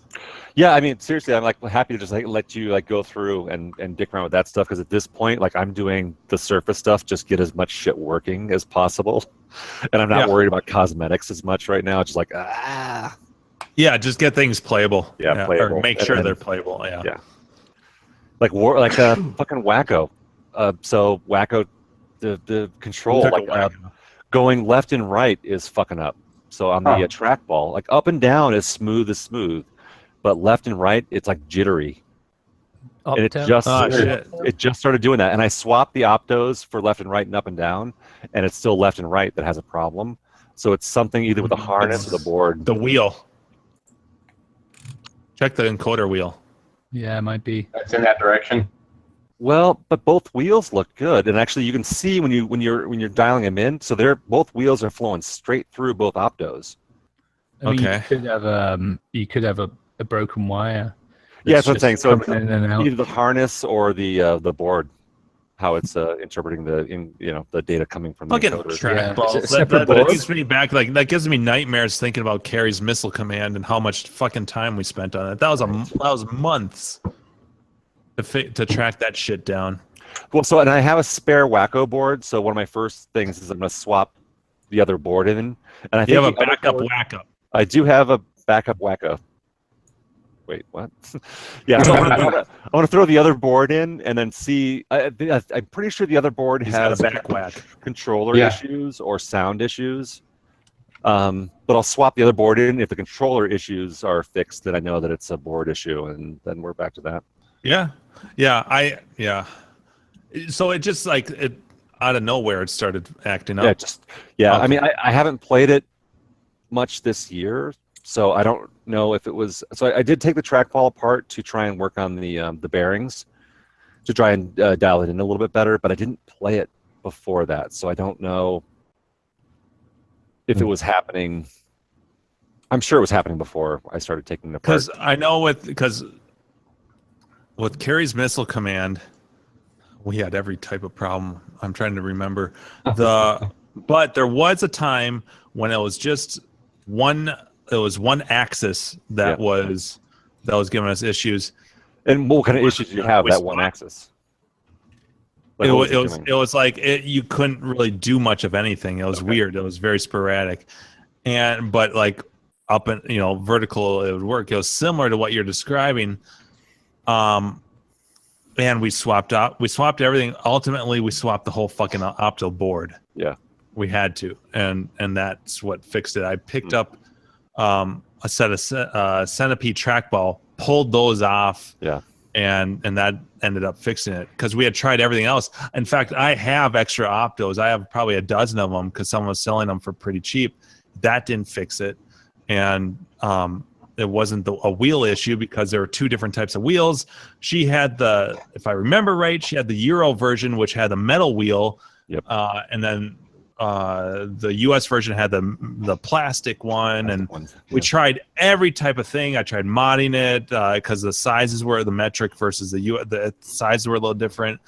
It was a fucking nightmare, and ultimately it was just I swapped the whole fucking thing, like the opto boards, like the whole boards. Well, I mean, if you've got some spare optos, I'd be happy to, if you could throw them in your luggage, and I'll pay you obviously for the things. I'd be happy to, because that's a quick swap. We'll just swap those out real fast and see if that makes a difference. But I'm pretty sure it's not the opto boards because, like I said, so the left and right, so the X opto and the Y optos are identical boards, just like Centipede.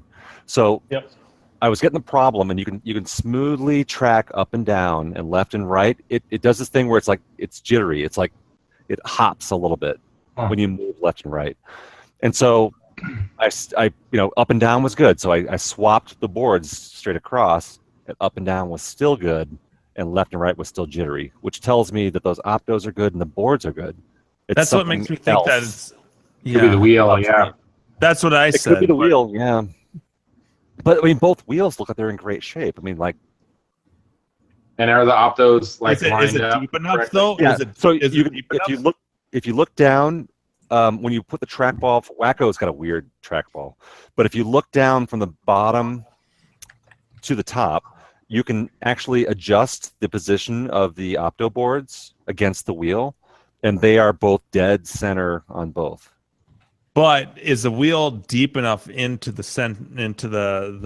optos that it's going to get a good reading? Because it has to be able to see that. It has to read those spaces between the wheel. 0 and a 1, for the interruption. So yeah, that's a good question. Maybe I think that I thought that last time I put them together, I pushed them deep in on both sides. And what happens? And does it give you the same amount of issues if you spin it, if you roll it slow versus fast? Yep. Okay. Yeah, to me, that's just the only thing. If you swap the boards, to me, it just screams. The only remaining thing would be the wheel. Right. Well, the wheel or the board. I mean, because the board could have issues with how it's interpreting it. Right. So if it's getting bad X data in for those opto movements, then. Yeah, I mean, like I said, that wasn't the case with the missile command, but I guess that could be the case here.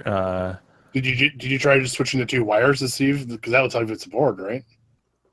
Oh, that's an interesting idea. Yeah, I did not do that. Swap the boards, but did not swap which harness goes to which board. Yeah. So even though it would be backwards, it would still tell you the story. Yeah, that's a good idea too. So I want to troubleshoot the shit out of this thing because I'm bummed that Wacko's down. I mean, it's playable, but it's really not smooth. It's whacked. It's whacked. It's disappointing because I know that was one and I wanted to actually have Chris play, and we were talking about the whack off thing. So it'll be like, yeah. All right, I completely forgot. I picked this up a few months ago. Ooh. I have a whole other control panel. So dude, bring it with you. The entire control panel. Nah, I can pull it. So I don't know if you can see it or not. You can see the little track wheels in there. Yeah. Yep. So, yours are all rusty. Mine are black. Yeah. I have no idea. Dude, will you please pull? If it's at all possible to throw that in your luggage, it would be awesome. Yeah. If nothing else, for like just troubleshooting. These harnesses, they look like they're soldered on, aren't they? No. If you pull, I was gonna say I can pull the whole harness and everything. No, you don't need the harness. So you can pull the connector off of the the two of those, and then the whole thing just comes right off. Yeah. Super easy. Okay. All right. Dude, yeah, if you could bring that remind me, I might forget by the morning. Yeah, I'll text you right now. Just don't answer it. Okay.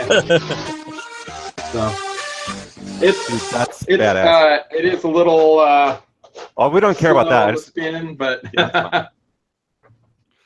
but that would be great for troubleshooting, though. That would definitely solve. That's one of those things, when you have an obscure game and then you wind up seeing like a deal on spare parts. Yeah. Yeah, you just grab it. That's why I have a spare board, because the spare board came up and I was like, "Fuck, buy it." Yep. All right. So yeah. All right. Yeah. So I was really kind of hoping that we could play some Wacko when you're here, and it's the fact that we can, but it's not playing very good. Yeah, we could have like a circle whack off.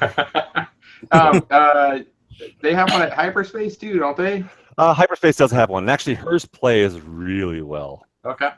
So at least we can play there. Nothing else we can play there too. Yeah. What is this? God, I don't want to hear that voice ever again in my life. He said it on the last video too, and I started laughing. So Tim, what is this? I'm like, well. All right, cracking open another beer. I don't know what the rest of you. Do I do one more drink? Beer. Fruity. Yeah. This contains no juice, by the way. Oh, says so on the bottle. Yeah. So it says. So my plan for Denver is like I'm gonna go around and I'm gonna get some growlers and fill them up just from various like pubs and breweries around here. So that'll be part of our little private thing. But let us know if you need some fundage. Well, no, money's not the issue. I want to find out what kind of beers you guys like. Oh, in that case, I like Pliny the Elder. I can get that shit, but it's not local. Yeah. I mean, it's a little bit of a pain in the ass, but I mean, like local stuff that like I would venture to guess that Leo and I have similar tastes, right? I would say so. Yeah, I like pretty much any kind of beer. That's I don't discriminate. Yeah. So I mean, blonde, like dark. I don't care. Blonde, brunette, redhead, whatever. Yeah. Yeah. Like twins. Yeah, whatever. Twins. Twins. But I do of course lean towards IPAs, the hoppier, all right. New England, the Northeast New England style. I love this drink. Thank you, Red Bull. Red Balls, cocaine in the can, baby. Red Balls, cocaine in the can, baby. So I don't know. I've got like 4 or 5 growlers here, and a buddy of mine's probably got 4 or 5 other growlers of his own. So my plan was go just get a bunch of shit and bring it back here. So I'm all about like the sharing. So if you guys want more like the hoppier stuff, then I'll aim more towards the hoppier stuff. I didn't know if you would like the sours in growlers. That would be fucking expensive, but yeah. Oh yeah. Sours. I do like sours though. Yeah. Well, so if you like the sours, Crooked Stave will definitely be like on our crickets. Crickets. No, Crooked Stave, which is right downtown here, but they are some of the best sours around. and they've got a taste. The brewery is here, and the tasting room is there, so we can go down there and do crazy fucking flights of sours if you're into sours. Sounds good. This is that I made a noise like this. But that's it. That's But I mean, a growler from Crooked Stave is gonna be like $60 plus tax. Right. Yeah. $60. I mean, actually, I have no idea what they would charge, but it That's would be an expensive very growler. expensive. It would be I mean, very this is- expensive. Yeah, don't. That's a Used to pay fill. overboard. Like $13 for a growler. Yeah. Yeah. No, it's just like, I mean, like there's like, because normally you go there and you do flights. I mean, if you really like a beer, you do like a whole, but it's like a whole beer is like, $8, $10, and that's at the tasting room, like, so like pouring a growler is like, wow. Yeah, getting a flight is nice that you try a little bit of everything. Right, yeah. That's Flight's the right It's a sample platter. Especially for sours, which are like all over the board on. Yeah, I'm not a sour person. It's like the cheese. Yeah, small plate. amounts. All right, so I'll go light on the sours then. Beautiful.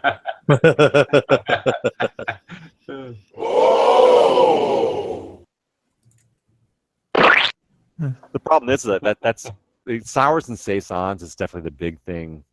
Oh, I love saisons. Denver. Denver. Yeah, you too. Yeah. I'm a saison. Do whatever guy. you like, man. Yeah. Right. Whatever you like. Do I it. will not Do it. disagree with I mean, this Mix is them all the stuff. together and make people taste the dirt. Yeah. That's what I like. We'll just all be just drinking Guinness. I love it. Hey, I don't mind all it. day, so yeah. Black turds. You've had it before. I'm experienced. Oh, thank you, doctor. What knockers? Knockers. So, Forgotten World's working okay, Andrew? What's up? Forgotten World's working all right? Yeah, Forgotten Worlds is great. A 10! A 10! A fucking 10! Yeah, the only question is like what ROM revision do you want me to put in there? I wouldn't know the difference, to be honest. The hard or the super hard or the easies.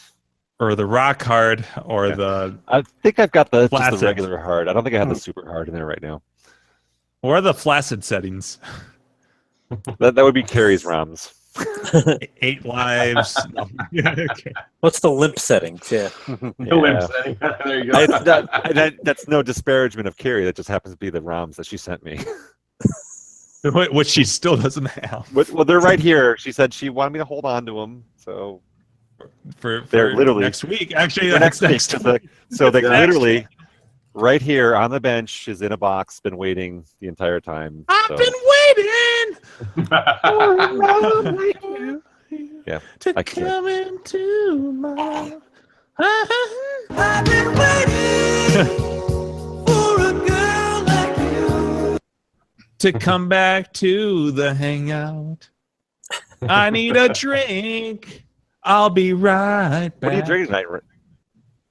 Just the normal vodka lemonades. Yeah, I went back to that lifestyle, but with one big exception that when I'm on vacation, I'm not going to fret about breaking the rules. So, aka Denver, I'm going to eat and drink like shit. I've just grown to accept that. But I generally feel better when I'm doing the keto thing. So you'd be like, this is what it's like to live just like Gak. I know. Gak, it's actually funny because I'm like, does that guy drink, consume nothing but beer? Because it's always a picture on Facebook. Like, damn, that guy is just every time it's a billboard for a beer. Yeah, that's 2,000 calories a day of beer. That sounds amazing. That guy's gonna die happy. Yeah, right. But yes, I do need some more vodka. Vodka. I'll be back. Vodka. Yeah. Well, we can get Jim vodka when he's here too. Yeah. You said there's like a liquor store not too far. There's there, right? and actually like one of the epic. There's like three or four really epic liquor stores in Denver, and one of them is like, I don't know, 2 miles away. So we'll definitely hit that one up. And they've got an amazing selection of bombers, and huge warehouse-sized wall of beers and stuff like that. So, and a whole separate fridge with special stuff. So yeah. Is everyone leaving on Sunday, or what's the deal with that? I live here. Yeah, myself. I don't know about others, but yeah. But myself, because I got the cheapest flights I could get that were direct, I get in way freaking early Thursday. I arrive at like 9 a.m. And then Sunday night, it doesn't leave till I think like 10 p.m. or something. So I get home, I think, around 11:30 p.m. Yeah, it's nice at least you're traveling. I'll have all day Sunday. What's your schedule, Leo? I'm actually staying a couple of days. I did that for CAX last year, and I really enjoyed it. I'm leaving Wednesday morning at 1 a.m. Oh, sweet. Awesome. Yeah, so I'll probably end up doing some things around there. But awesome. Yeah. That's sweet. I don't know if anyone else is doing that too or not, but I know Orange Whip usually does that as well too. Like he sticks around a couple extra days, and it's a good idea. Sometimes it's a week. Yeah. Yeah. Well, Leo, I mean, I'm actually back to work on Monday, but I'll definitely be into hanging out. Absolutely. Things you're around, so. Absolutely. Oh, so Tuesday night, maybe Leo. Leo could be hanging out here. Oh, there you go. I'll be like, I gotta leave for the flight. Sorry, it leaves in like 2 hours. Right. But the good news is, I'm like a $6 Uber ride from the Union Station, and then you're boom on the train to the airport. Beautiful. Sounds like a plan. It's literally less than a mile from my house to Union Station. Nice. Yeah, at some point we got to try to do that crossover. We're at each other's houses on a Tuesday night. Right. Yeah. There's many different people at different people's houses. So let's see. So Mock has done it, and Griffin's done it, and you could say Jimbo's done it with Gary there. I've had Crafty over here. Oh, you're talking about other people. Oh, yeah, that's right. Yeah, Other Crafty people and Sam. I've had Crafty and Sam. Yeah. Yep. and Mike, who's never actually really right. Yeah. He's never been by himself, but he's been in our chat. Yeah. I like Mike. Yeah, Mike's awesome. I think me and Dave did one from Mancation a couple of years ago. Oh, yeah, that's right. Totally. Right. Yeah, I vaguely remember details about that. I remember the wall of snacks. Oh yeah, that didn't do it justice. Dude, I'm jealous of the wall of snacks. Oh, it was that was the day too. So the place is just it's a nice hotel we're staying at. We had like a suite with like a common area, and that next day the place was just a shithole. And like trashed it. the house cleaner comes in and goes, oh, and Dave gets up and says, oh, we can't have her clean that too. And he's just fucking in his underwear, walking out there and be like, no, don't worry about that. Don't worry about that. I'm like, oh, Jesus Christ. You just put do not disturb. You don't like let him off. No, he like bolted. I'm like, oh god, she's gonna start screaming, and I'm gonna have to like testify against him in like a year or something. Yeah, that was a fun time. In front of the underwear. Yeah. He's like trying to adjust himself, and she's like, he came at me jerking off. Oh my gosh. Whoops.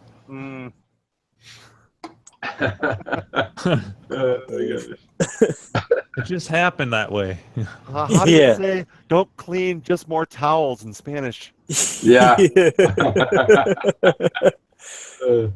Sorry. He was saying, I have something for you to clean. He sounded pointing down. I don't know what's going on. No me gusta. More like that's how you say it. I'm pretty sure. Yeah. More like no le gusta. Yeah. Cobras!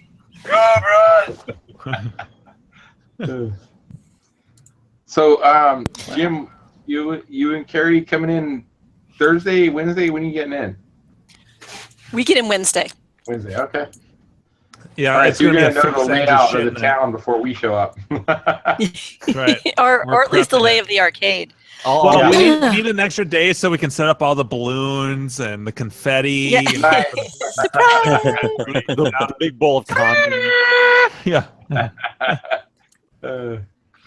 You're like unthreading all the bolts that put the bunk beds together and stuff. Yeah, pretty much. Exactly. Well, we had to build all the tents and forts and bed sheets. For our party.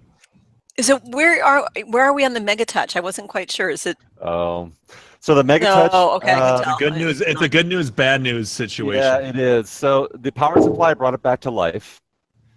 However, the monitor is not responding at all. It's not coming to life. So I was able to get a picture out onto a separate VGA monitor. Okay, that's what I saw. Yeah. So that was me with an old, like me holding literally by my hand, like holding an LCD monitor up to it with it plugged into it, and it was working. It booted and everything was great. So it's definitely the monitor. So at this point, could ask Buffett, I guess, about parts. Well, no, actually, is that a Tattoon? Tattung,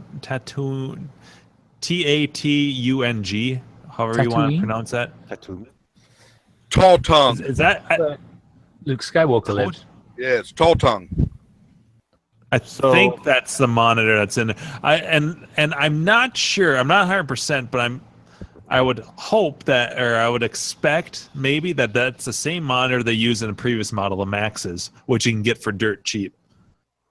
Right. So my hope is that like maybe when you guys show up on Wednesday, that'll be the excuse to run over to Game Exchange, so you guys can see that place. Oh yeah. And that'd be fun. So I'll go over there and talk to JJ about hey, my Ghostbusters is doing great, and got the big blue, and here's some friends from out of town. Can we go look at the warehouse? And by the way, what have you got for MegaTouch parts, especially monitors? And maybe do they make rebuild kits for that monitor? I've seen people post on Claw for those monitors, but I've never seen anyone be like, oh, I picked up a flyback or whatever from I don't know, or is that a new enough monitor that maybe like Hap or Betson or someone carries parts for, but they're probably expensive as all hell. Right. So that's a good question. So like, what is the touchscreen part? Like, what makes the touchscreen happen? That's a separate. Well, component, okay, right? so it's a separate component, and it's a proprietary controller, to my knowledge, because it's a USB. It's got drivers and stuff. So. Well, I didn't try touching the screen while the other monitor was running. I wonder, would that work? If I touch the screen, I don't know. Oh, interesting. I bet it would, because as long as the touchscreen is working, still it should. Yeah, because it's a separate component. I believe it's USB, and it's a thin piece that goes over the monitor. That's like an adhesive. It's really, from what I've read, it takes a lot of force to get it separate. I'm buffing in the chat here. Yeah, you know what I'm saying. It's really hard to get it off. It's very difficult. Takes a lot of effort, a lot of time, dedication. You're saying it's not a guy. Yeah, a lot of foreplay. Like glued on around. Oh, Buffett says it's glued around the edges only, which. Yeah, because you can separate it. Like, so if we had to pull the monitor and keep the touchscreen part, is that possible? I think so. So if you went to you'd just have to change the monitor, and then you'd have to recalibrate it, which is easy to do. Which is all in the software. Yep. Yeah. But so hopefully we can go on a Game Exchange and just be like, look, I want to give me I don't care if it has a power supply. I don't care if it has a motherboard. I don't care. All I want is a monitor. Yeah. I just need the monitor, and that's it. So. Maybe we go to Game Exchange. You just need whatever size monitor it is, really. Then. Right. Yeah. So if that's the case, then maybe we can go to Game Exchange and talk to them about a new monitor for it. And I think on those they consider that a 15-inch screen, but it's a 13-inch viewable. Yeah, it's tiny. Yeah, I mean it's tiny, the viewable section, but I mean technically I think it's a 15. Yeah, but maybe it's a 13-inch. Right. So you guys pull the motherboard out. That's yours. Pull the the dollar, the bill acceptor, all this shit. Yep. All I want is you know, if you want to just throw me a case, just give me a monitor that works. Yeah. You know, take the and I went out of it. The screen size of the Maxes and the Force are the same. I know the screen size is the same. I can't tell you if the monitor is the same, but that shouldn't matter. As long as it looks like VGA. Buffett. Yeah. Buffett's asking what the tube number is, which I'm sure you know off the top of your head, Andrew. Yeah, I mean, I can. It's All right, well, let me go pull this. 4-7. No. Excuse me while I whip this out. Oh, nice. Now, while I was gone, did Brad talk about his pickup? I did not. No, not yet. Okay, no, not yet. What was your pickup, Brad? It's a Toyota Watch pickup. It was a F-150. Toyota Tundra, 2010. Yeah. I picked up like 4 games in the last 4 Zaxxons. Yeah. No. 4 Saxons. Well, I think a couple of you already know. I picked up The Simpsons. Oh. Oh yeah. And I got a Teenage Mutant Ninja Turtles. Damn, quite the pairing.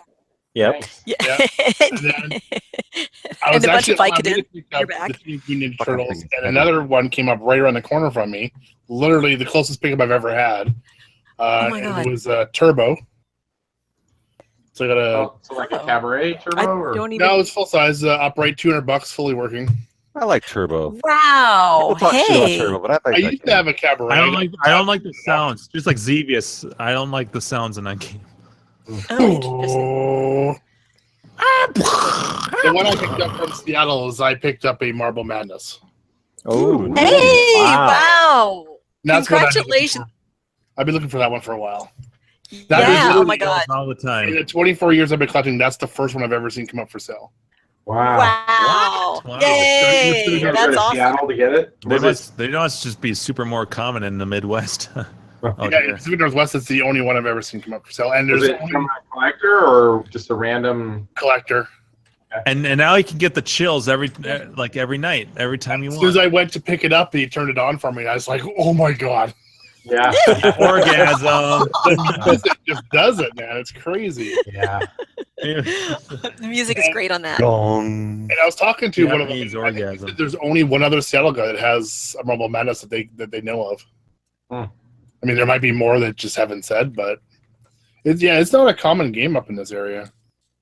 That's right, Gino. Marble Madness. I don't know what that game is. Yeah.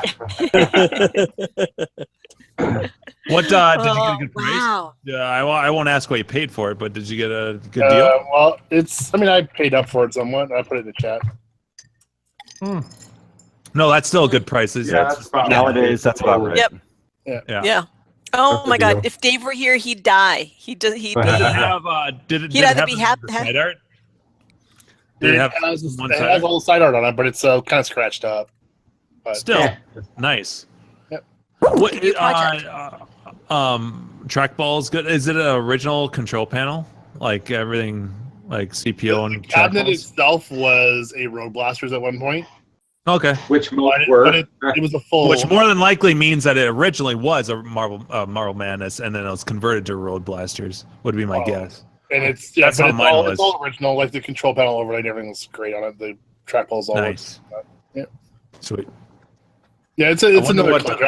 I've had some dealings with this collector before, so I wonder what ROM revision you have, because I know I played the Marble Madness at CAX, and they had what I consider to be the easier version of the game, where you immediately start the level off with 60 seconds of time, and my version I consider to be the more difficult. It gives you 55.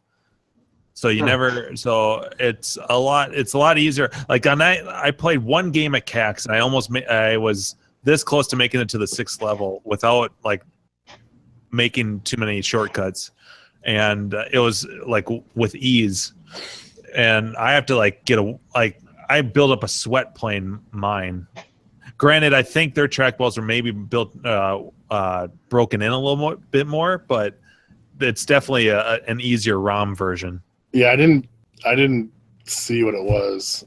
It was pretty easy. I mean, I haven't played Marble Madness in forever, and I got through the first few levels no problem. So Nice. I don't know what that means. It's been a while since I played one. It's been a long time since I lacrosse one, really. I mean, other than places like cats and stuff. Yeah, I think I've had. Is that in your house or in storage now? It's in my house. Nice. I think I've had like 4 different turbo to different. storage today. You what? I took my turbo to the storage today. So behind that black curtain is Marble Madness. No, it was a dig dust. Oh, Big deal. oh well, we don't care about that. That's great. How many of you had, Gak? Yeah, so I've had Atari System 1 cabs. I think I've had four cabinets. Well, I've got a paper. And a partridge in a pear tree. And only one of them did not have the mounting holes for a gas pedal. So I would assume that was either Marble Madness or one of the other. It was not a Road Blasters at one point. But all the others, I would say, were Road Blasters at one point. It was like a solid and panel. Road Blasters was like 88. It was the last game. And so 9 out of 10 times, if you find a Road Blaster, there weren't very many that came straight out of Atari's factory as a Road Blasters. Most of them are almost all conversions of some sort. Wow. And granted, you can't go completely by the serial numbers kind of give you an idea, but they're kind of random at the same time. I can't remember how I discovered it, but I was like 90% sure that mine was originally a Marble Madness. Doesn't matter because I was going to convert it anyways, but it's kind of a peace of mind type thing. But for the most part, I'm not sure what the first. I know Marble Madness was the first System 1 game. Really? Okay. Yeah, because that was 84. I think Indiana Jones was like 85. So like they're all like within like a 4-year span.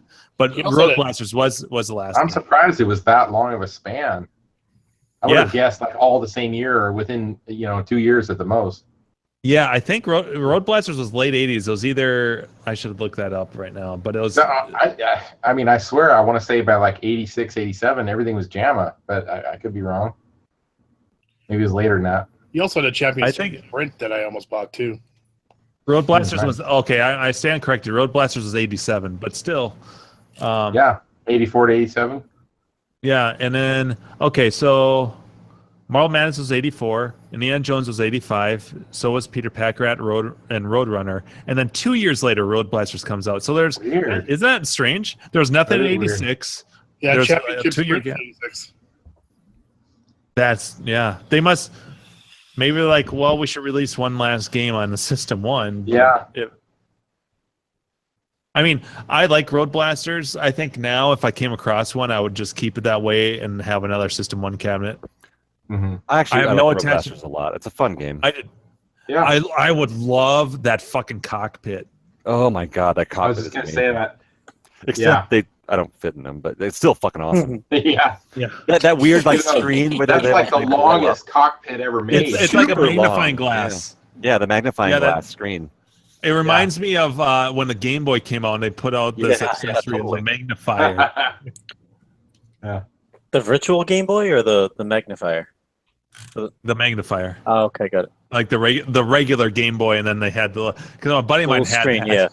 Yeah, and I was like, this is cool, but it's just a fucking magnifying glass I attached to it. It's so it makes the 2-inch screen a 2.5-inch screen. Yeah.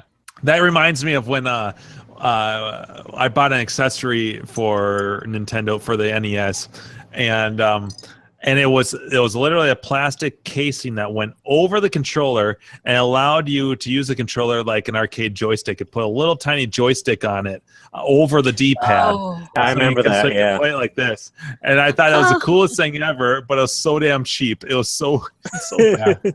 But I thought it was cool, and I had enough money. I could afford it. A little kid with allowance, so it had extra value.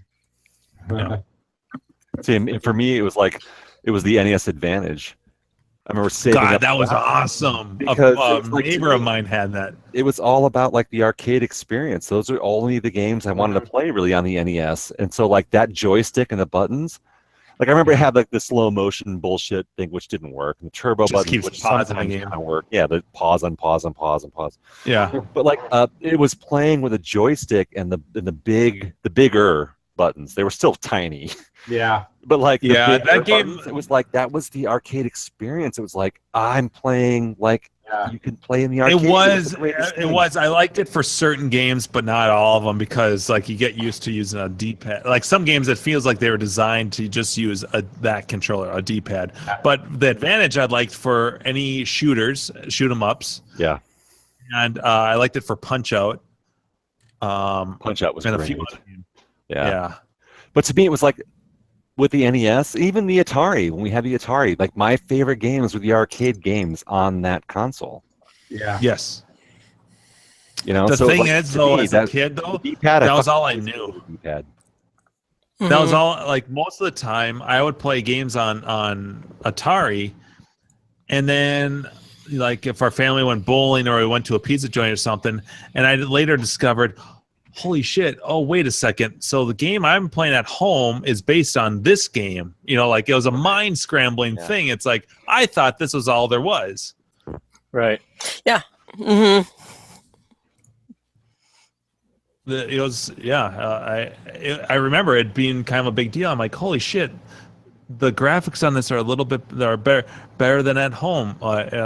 So this must be the same game. Like, it was a mind blowing moment because I wasn't submersed in that. Yeah, I was the same. And then to discover that the arcade versions had different controllers than what you were used to was like fucking asteroids with buttons. Like I was not used to all these buttons. Like it was a touch. You It was a played the totally home different console game. version before the arcade on that. Wow. Yep, I did. Yeah, I wasn't. Yeah, exactly. Yeah, I'm trying to think of games that regular Mario Brothers was one that I played on Atari before that. And a lot of people give that game a lot of shit, the Atari, the 2600 version. But I thought it was just fine. Yeah, the graphics aren't as good and the sound and stuff, but I thought I enjoyed the game thoroughly. Me and my cousin played the shit out of that game. And then Centipede was another one. Probably the most contrasty, like obvious is Donkey Kong. The Atari Coleco version, well, I shouldn't say the Atari Coleco because they're two different things. Version is but the Atari version that was ported from Coleco was absolutely terrible. And I remember, and then seeing the arcade version, I'm like, oh my god, okay, this is better. But yeah, but see, like, but I remember playing games back then, and people still give like the Atari version of Pac-Man shit. And I probably talked about this in the show before, but it's like it didn't matter to me at that age. It's like fuck, it doesn't matter. I'm playing Pac-Man at home on my TV. Yes. Like, I don't care if it's shitty. It's like this is awesome. Honestly, one of my favorite arcade games, well, two of them on the 2600. Miss Pac-Man was really good. Really good. It was much better. It was a really good port. Oh yeah. And what I like too is that you could use the difficulty switch to select how many ghosts there were. Yeah. It was like a difficulty switch, so you could just have one ghost and you could just play the game forever. and then the Kangaroo, which a lot of people give shit for the arcade version, I thought a really good port on the 2600. I bought that game at a garage sale and I played the shit out of that. Like that, I enjoyed the game a lot. And honestly, the gameplay in my mind was so similar to the arcade version. You had to hold up to jump, you could box. I mean, the game was identical. All the levels were identical. But I think Kangaroo gets a lot of crap, and yeah, it's definitely not Atari's best game, but I mean, if that's what keeps the price down, hey, I don't see myself if one pops up for a couple $100, I would pick one up. I love the artwork too. You know, I was really too young to kind of remember real values, but I believe they were like $20 to $30 for those cartridges back then. You know, when they were new. Yeah, That's we like bought $100 now. I mean, it's so crazy. when I was like, I want to say this is well after so when I was the last kid on the block to get the latest system. So like Nintendo was out and I was still playing Atari, that sort of thing. And I remember a bunch of our all of our controllers at one point stopped working. So we had all these games and we couldn't play them. And me and my dad went, when I was like 10 years old, we went to Radio Shack and they were having some closeout sale and they had all of these Atari controllers for sale. And so we snatched those up and suddenly we could play all these games again. And to me, it was like happy birthday. It was so awesome. But I mean, that's all I knew. Were those games, and the kids on the block had Nintendo. They're like, "This is the greatest thing." I'm like, "Yeah, well, this is cool." But there was a game. But I also remember buying new games during that closing sale, and they had Miss Pac-Man in the box. We bought that. I remember going to KB Toys. Oh yes. When I was like KB. 5 or 6 years old. KB Toys.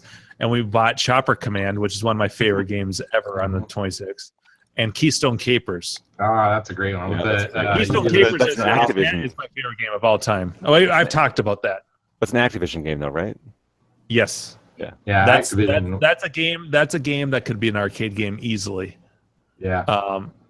It wouldn't take much. It's such a fun game. You're in a shopping mall, you're trying to catch a robber, and you're jumping over carts, and there's basketballs, and there's all these different things, and you're going up escalators and trying to catch this robber, and then things just progress from there. There's toy airplanes flying over your head, and you have to duck under them, and it's a really good game, like even by today's standards. If that was it could totally be an arcade game. Totally. Well. Didn't we have that question at some point? We did. What would make a good arcade game? Did Keystone Capers come up? Because I said it. That was my answer. All right, good. Yeah. Yep. And then I was listening to the arcade podcast. Mark, are you still in the chat? I was listening to the arcade, and like a couple weeks ago, Adam, Matrix, said that was his. I'm pretty sure he said that was his favorite Atari game too. So obviously he stole that answer from me, right, Adam? I was kidding. You thief! No. Jack, you were mentioning when I was growing up, they were $50 to $60 up here for console games. Gosh. I remember having and NES games were. Every Nintendo game was. I remember being jealous of some of my grade school friends because they would get they got Super Mario Brothers 3 or whatever. And I knew damn well those bought new, and that's a $50 game. I never got brand new games for Christmas. No way. It would be like, I remember getting and some of them were shitty games, but I remember getting obviously used games from the video rental store, which in St. Cloud at the time was Premier Video. I bought my first game. They one of the first stores ever to sell used games, and they would only have 2 or 3, very few games. And I bought Qbert, which I didn't know was an arcade game. Bought that port. And one Christmas I got Top Gun, and which is a terrible game. But for a kid that gets very seldomly gets a new game, other than renting a game, it doesn't matter how shitty the game is. You think it's the best thing since sliced bread because it's new. Yeah, it's different. So you don't know that. It's not like today where you read reviews and you play a pile of demos and stuff. No, it's just this is brand new. As well, it's so easy to get a million games on your phone or whatever, and you don't stick with anything. Yeah. It's hard to appreciate that. And you never get good at anything. No internet. I mean, the only thing you could possibly do is either talk to your friends, rent it, or maybe see something in a magazine. Maybe. Yeah. Mm-hmm. Otherwise, it was just like a movie in a rental store. You'd pick up the box, look at it. Well, the screenshots look cool. Yeah. All right. Or it was a really well done artist. It's all about the art. Yeah. to try to give you that imagination, or Oh, the 2600 art was awesome. Some of Yeah. those boxes, like Centipede, was amazing. Right. Yeah. And you look at it, it's like, oh, you have to use your imagination to play this game. Yeah. Right. Otherwise, it's just Or blocks. that little square blip is like Yeah. some guy in a Which spaceship. pixel It was like Adventure, which actually is one of my favorite Atari 2600 games. Period. Like that was like one of my. It's like Right. and No, the- it was pretty cool. And the sword is like an arrow. You pick up back Yeah. and you kill the It's so- goofy like duck dragons. Duck Dragon. Yeah. There was a game. There was a Ducks. game you Tron guys would appreciate. I think it was called Surround. Is the name of the game, and it was 2 Wow. blocks, and it was just like the light cycle races. You would try to box the other person in, Okay. but it was just two blocks. And I had played that before the Tron, or before I had played the Tron arcade game, and I remember playing the Tron arcade game at Chuck E. Cheese. They had it, and my dad introduced me to the movie at a very early age, so I knew what it was based on. And I remember the light cycles. I'm like, this is really cool. Wait a second, this is like Surround. but it is a little bit different. But Used to have Yeah, I had worms that on my weird little lunch. Nokia phone. Yeah, I remember that too. Well, Little X's and circles. That was the very first time I fun. played Nibbler was on the TI-85 calculator in high school.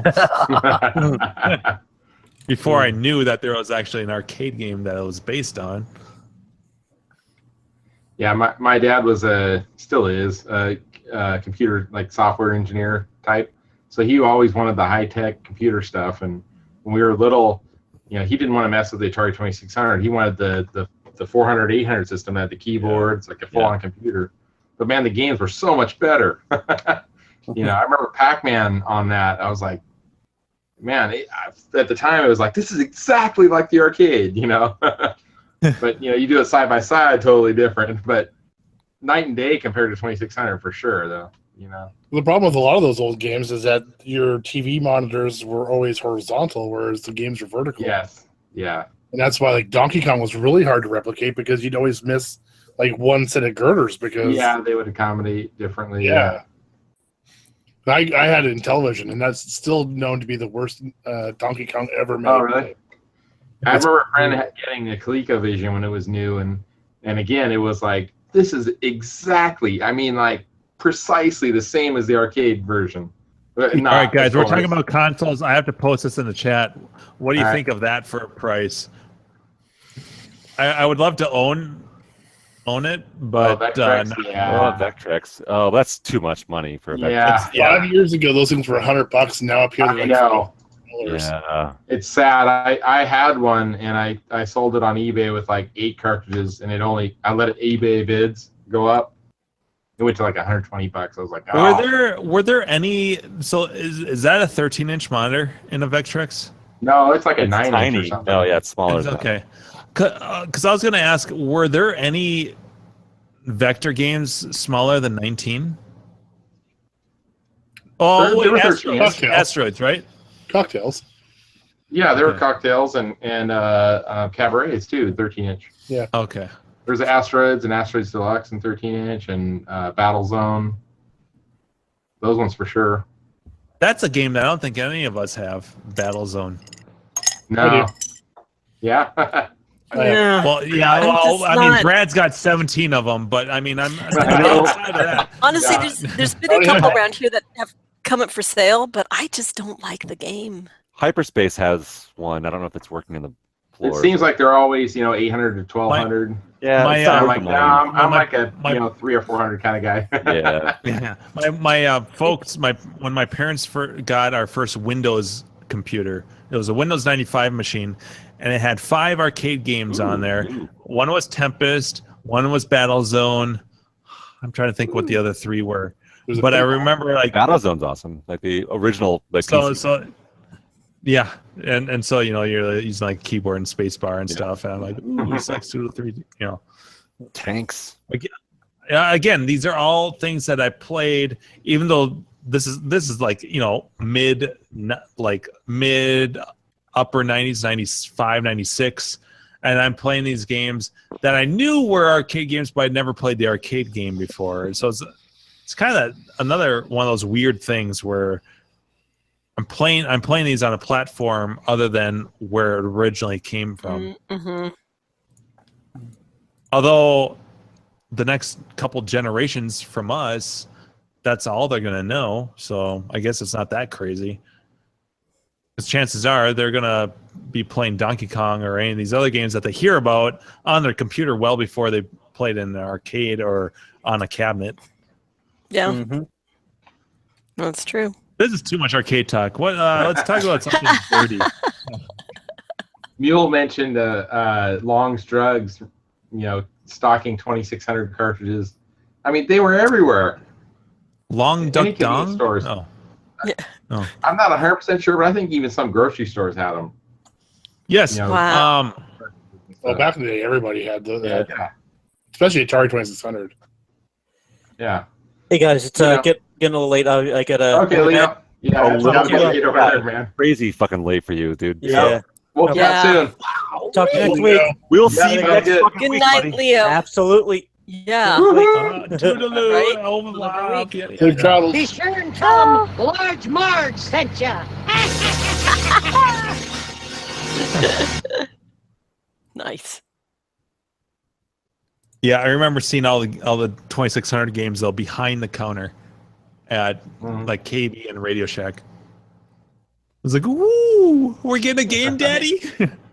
And Sears was awesome too because they'd have the ones on display Yeah. you could play. The telesystems. So Mom would be out shopping clothes, whatever. Me and my brother just hanging out playing some shitty games that are in there. Yeah. Oh, yes. We're like, this is awesome. That's what Yeah, that's what I remember is Sears, and Yeah. I remember. So my Yeah, Atari Sears, 2600, Sears. I remember Catalog. my dad brought. I got it for Christmas, and they made a big deal about the fact that we could afford it because it was a refurbished unit, but Ooh. that it was just as good as the other units, but it was because it had like a big refurbished sticker on it on the box. So, but it was refurbished, so we could, because I think they were normally like whatever it was, like I don't know, $200 or it must have been $100, and this was less because it was 180, something like that. Which yeah. is like 400 nowadays. But that was back in the 70s. Yeah. Yeah. Oh, right, exactly. That was huge money. So yeah, ours was less because it was a refurbished unit, but it was going to work just as well.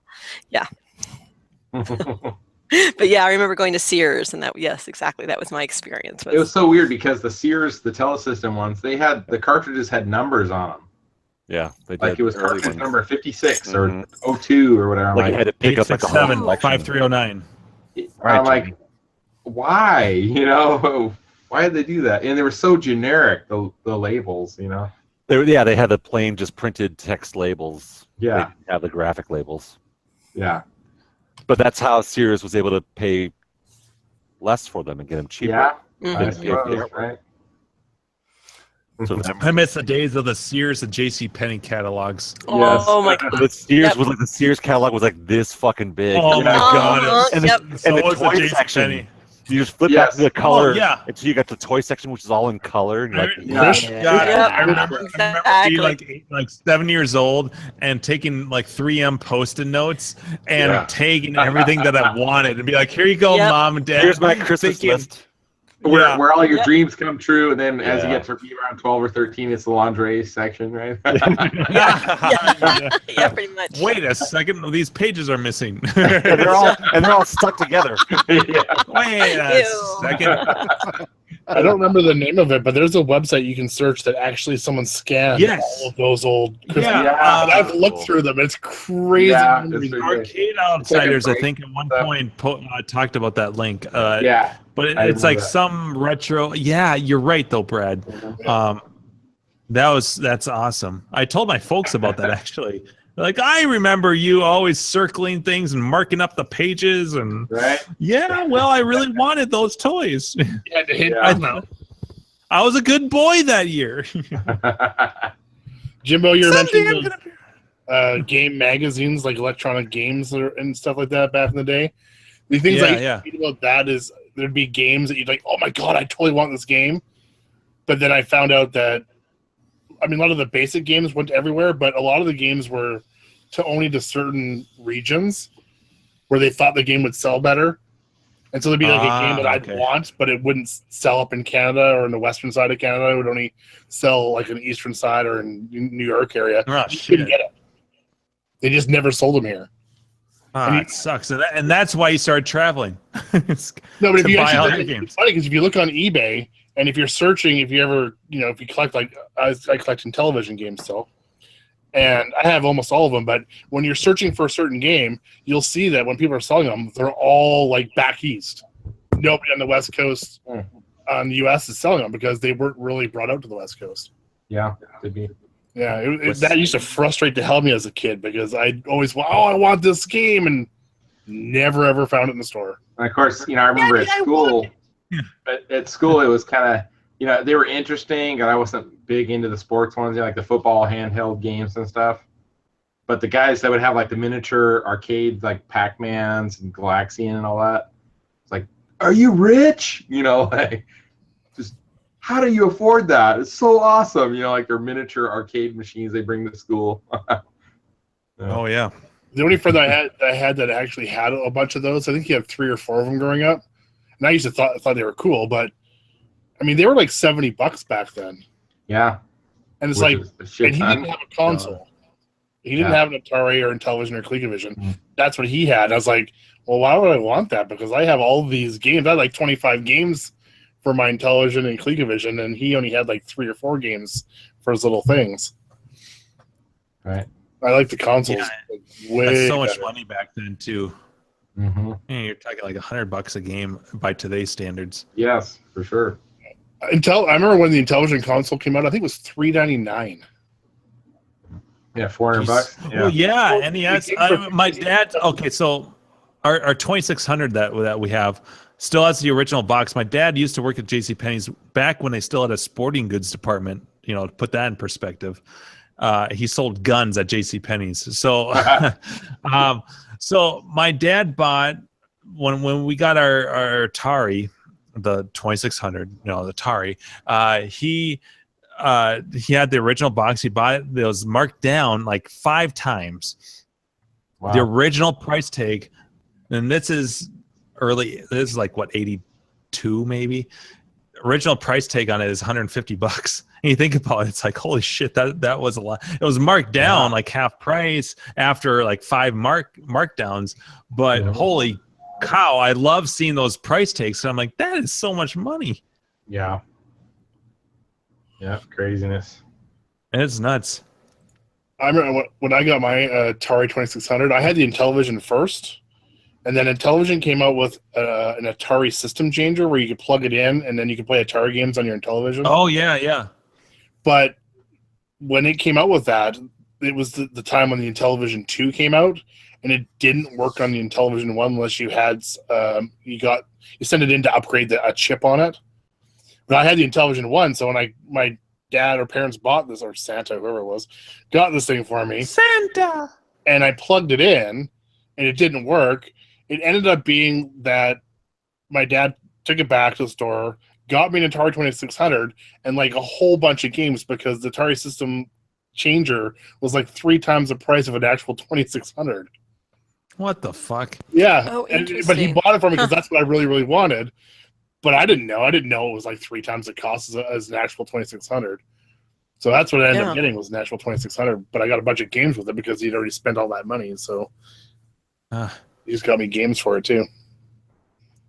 It was crazy. Like, why would anybody ever? I mean, that's why it probably flopped. And I have one today somewhere, the system changer. But why would anybody ever buy that when it was literally 3 times the price as an Atari? Didn't make any sense whatsoever. Mm-mm. I think they came out with ColecoVision came out with one too that was Atari 2600 changer for it as well, that you could play 2600 games on a ColecoVision. It's just because of the huge library. Like there's like, I mean, how many thousands of games were for Atari 2600? There was a lot. Yeah. I was always I never knew anyone around. Everyone either had a 2600 and then they jumped right to Nintendo. Very few people had anything in between, but only my cousin, and I think one of the neighbor kids were the only people I knew that had a 7800, and it was amazing. Like I think, like how that console worked, like the ports for that. Now, if I think back to playing it and then versus the arcade game, they were very good ports.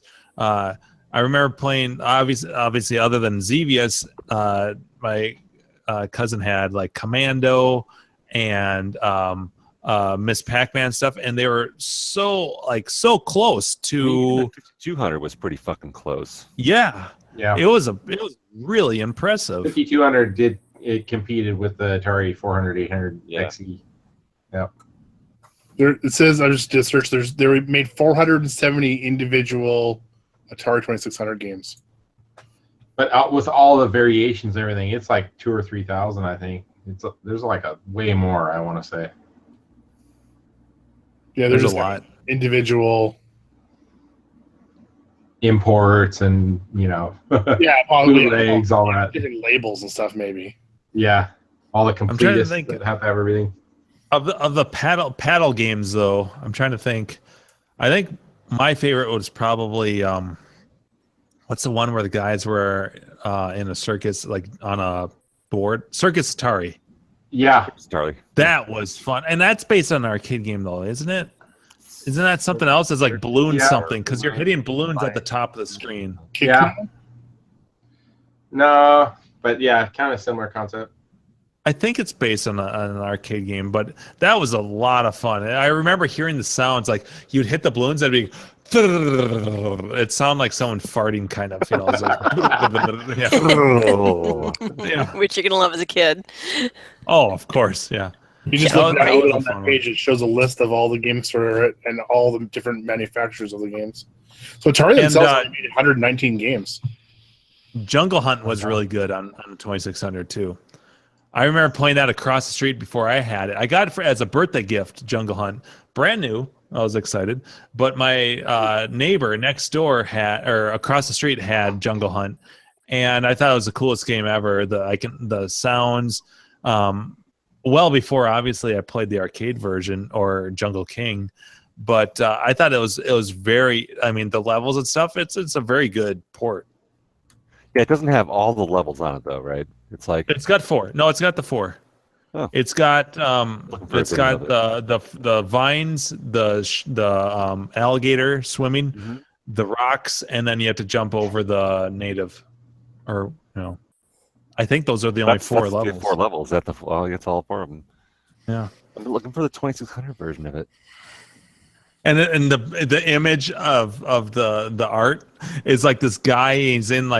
He's like in a marsh, like in a pond, on his stomach with like the stereotypical like jungle hat on, and he's holding on to Should pull up a picture of that. But I love the art. It's so good. Mm-hmm. He's got this big grin on his face too. If you guys were to, or had the ability, or had a friend or whatever, to create a modern version of an old, like a modern arcade game, but of an old style type game, what kind of genre would you pick? Do you mean? Would you pick like a sports game, or bring one up to date? Give an example. There. Click on that link I just posted in the chat. That's the screenshot of Jungle Hunt for the. I'm watching actually a video of it. So look at that art.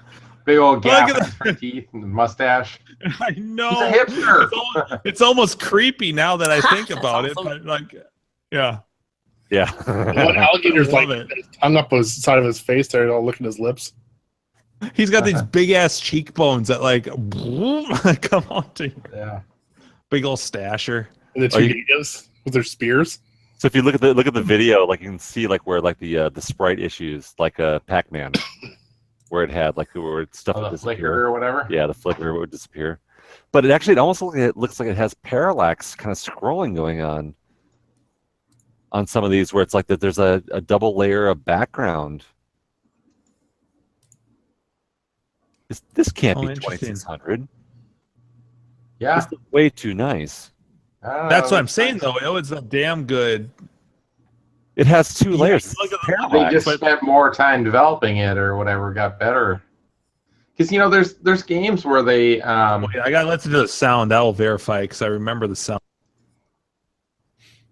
Yeah, it is parallax. Yeah, I mean it's totally. No, it's totally the 2600 version. Oh, yeah. There was no other console that looked like that. No, I know, but I'm just saying, like, the fact that it has parallax scrolling is pretty fucking amazing. Who made that? I mean, I don't know. Yeah. Who was Well, here I've got that list I just posted. Was it there. Activision or? It's too unpolished to be Activision. It doesn't look nice enough, but that technology of the parallax is amazing. It's Atari. Yeah, it looks like it. Jungle Hunt's Atari. Game number 51. There's been people who've done like homebrew, modernized versions of the games where they like perfected it. Right. You know, they used the same hardware. They just created the software a lot better. They spent way more time developing it to perfect it. They can afford to put more memory in the cartridges, too. Right. Is that what it is? I think Is so. that how they get around that? Okay. Yeah, I think that some of the processing off. So it really wasn't feasible at the time to do what the modern versions. The most expensive thing to make a game back then. Well, feasible, but like it would have cost them like an extra like $50 per cartridge. Yeah, memory. Memory was the big thing back then. Okay. I always thought it was just like time to hit the market. Well, I think that was part of it too. 6 months to develop and get it out on the market, and that was like the best that their crew could. They're going to eat your wife. Actually, it sounds more like they're going to drink your wife. What? I was listening to the review of the link that I'm going to drink your wife. I'm gonna something about your wife, and then I just happened to unmute it when they're like, "I'm gonna drink your wife," and then I'm like, "I'm gonna close this window." Yeah, so that's what I did. So going back to what I was saying before, so like I've programmed like some old 8-bitty type space games that I would plan to put into an arcade cabinet at some point. Let's say. It's like inconceivable. Is there a theme, like type of theme game, like a racing game or a space game, that if you had the means or you knew somebody that could do it for you, that you would want to create your own game? Like, is there a certain genre that you guys would like over another one? To me, thought about that? The two that like strike as like the most entertaining games are the ones that have really unique controls, and then could have multiple players that kind of interact and have fun with it. So. I don't know. Marble Madness is a good one for me. If you could make a Marble Madness that has even more players.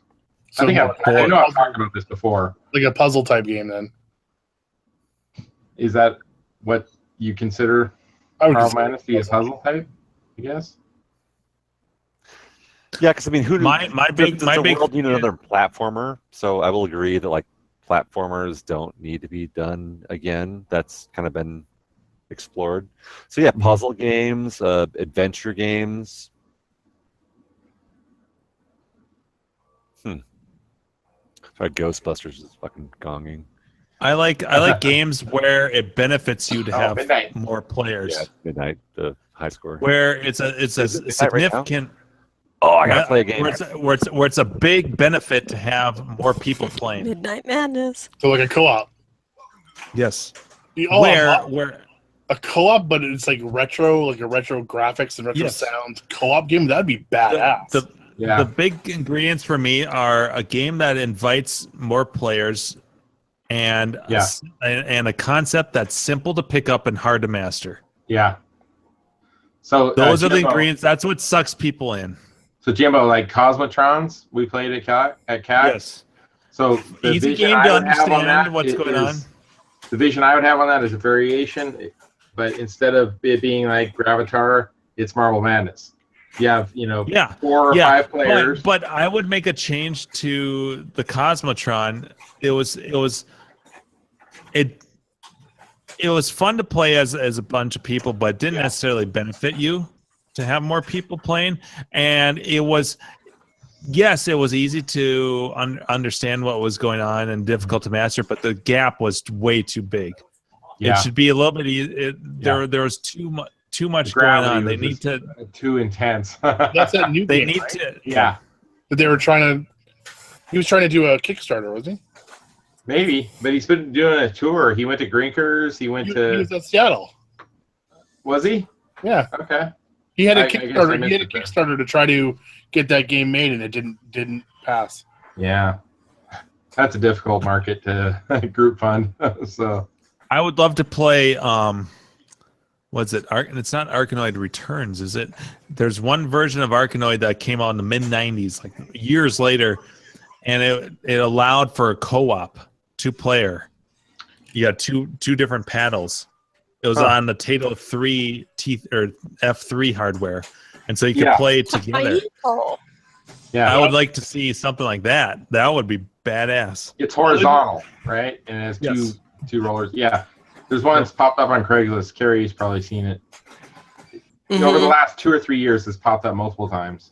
See, I like the idea of Killer Queen. I had that idea before I even saw that, where you could have multiple people on one. Yeah, right. No, I'm just kidding. And so other people on another machine that you could battle against. That I thought that was a pretty cool idea. I've made a couple of games. It's got to kind of adjust to the people who are walking up to the game and playing it. You know, on one hand, it's got to work for one player, and it's got to work. Did you lose already, Andrew? Did you suck ass on Street Fighter, Andrew, already? Dude, I played the worst game of Ghostbusters I've played ever. Oh, Ghostbusters. No, it was Midnight Madness. So it's like you brought it up, and I was like, oh shit, Midnight Madness! I should play a game because like every time I've been out here like playing games, my brother's been in town and he's been leaving for England. So it's like every time Midnight Madness is like, dude, play Midnight Madness. There you go, play the game. It's like that's like the second time I played it. I played like the worst fucking game.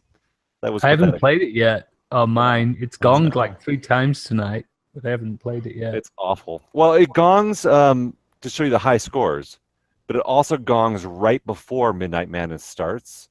So mine always goes off at 9 o'clock. I think it. You might change your, adjust your time on it. Yeah. Yeah. But no, it gongs every time you see the high score for Midnight Madness. But then it actually gongs like the minute before it starts, and then if you jump in and play a game, then you get the Midnight Madness. And it's awesome. It's like crazy. The whole game shuts down. It goes into multi-ball, and it's fucking amazing. But like I just had like a 40 million game, which is like nothing. You get nothing. Wow. It was embarrassing. Yeah, it was terrible. Yeah. You lose. Yeah. Good day, sir. Nothing. Yeah. I said. Oh. All right, people. So you get nothing. Yeah, it's that time, I think. I'm so Griffin, you stuck it out with us this whole night. I know, man. Right? That's crazy talk. I'm such a lightweight. Wade passes. Do you have tomorrow off? I mean, what are you doing? Yeah, right. He didn't say much, but he stuck with us, and so. Before he leaves, let's just shut it down gently. He can be part of the go by. Yeah. Let's. All right, let me cue this up here. Goodbye. Oh, are we doing that one? All right, fine. You convinced me. Romper room time. All right, Jack, do your thing, buddy. Tell him All right. George Mars sent ya.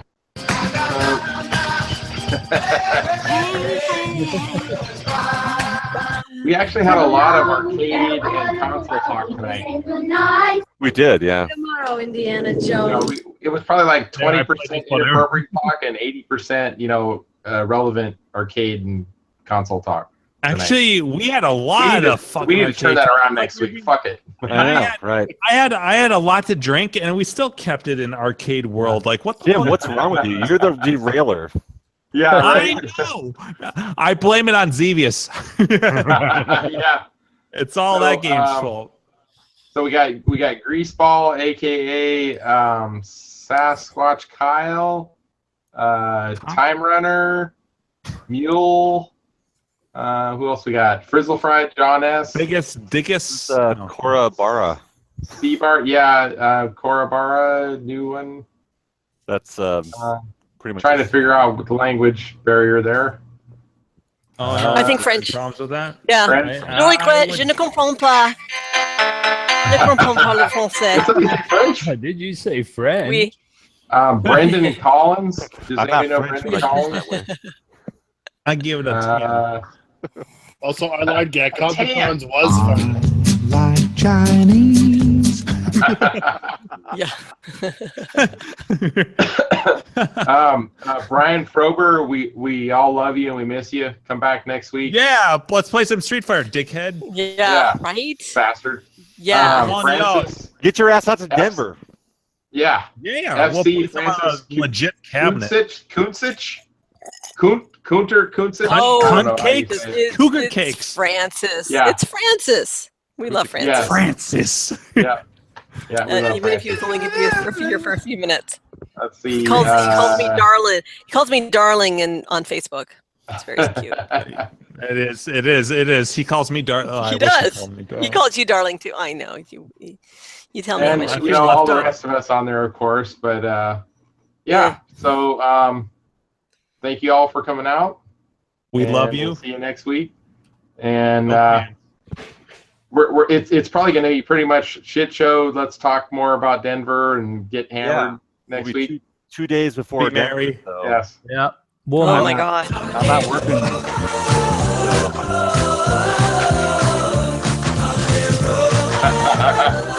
I might get in liver preparation mode level 1 tonight. Right. Next week it's going to be like level 8 probably, because Oh shit, Buffett's Punch got to yourself go. in That the- means yeah. Well, we're all shit. going. Bye, Buffett. Buffett. See ya. Oh no. Night. What's Buffett's fuck? What was it called? It was Men at Work. No, what was his theme song? It doesn't matter. I guess I fucked up already. He had one. Safety Dance. Oh. Who does that song? Men at Work. Men at Work. Oh, there it is. So shit. R3 TRO _O. I don't know who that is. Yeah. So Buffett says he's not actually leaving. He's still here. It's just his mic doesn't work. So he wants to say goodbye to everybody. He wants us to say goodbye to everybody on his behalf. And So Mule. he's thinking of you guys. Kidding. Gino. Carrie, we need to get Gino on here. Oh my God, we do need to He get has Gino no on problem talking to us face to face, so let's get his ass on Nope. here. No, he's good. he's shit. very. He is. Yeah. He's awesome. He's super friendly. He fucking hunted somebody down and I'll talked do a little arcades, precursor followed here. a truck. Carrie, It was awesome. Carrie. Yeah. You're gonna announce a get together in the Bay Area maybe sometime in the next Yes, couple I'm months? waiting to hear back. Waiting to hear back from Joe. Okay. But yes, I'm looking at San Francisco meetup. I'm hoping either in announce September that. or November. Announce that early in the show, because no Yes. one's listening right now. I just remembered it. That's why I brought it up. Yeah. No, Joe hasn't gotten back to me yet, other than to say I'll get back to you. Yeah. So my guess is by the time he gets back to me after they open up, they're opening up Coin Up, isn't it? It's Coin Op. Coin Op. They're opening up a Coin Op right now in the Gaslight District in San Diego. So they're So a kind of busy. second location down there. Huh. Exactly. So my guess is by the time he gets back to me, it will probably make it much more practical for us to try to get together in November. Yeah. But we'll see. Yep. Until then, I'm trying, we have, Denver in a couple weeks or next week. Holy shit! Next week. And I know. Next not week. forget Drinkers. One of our favorites of all time, coming up October. So looking forward to that. All right. So we're signing out. Good all. Okay.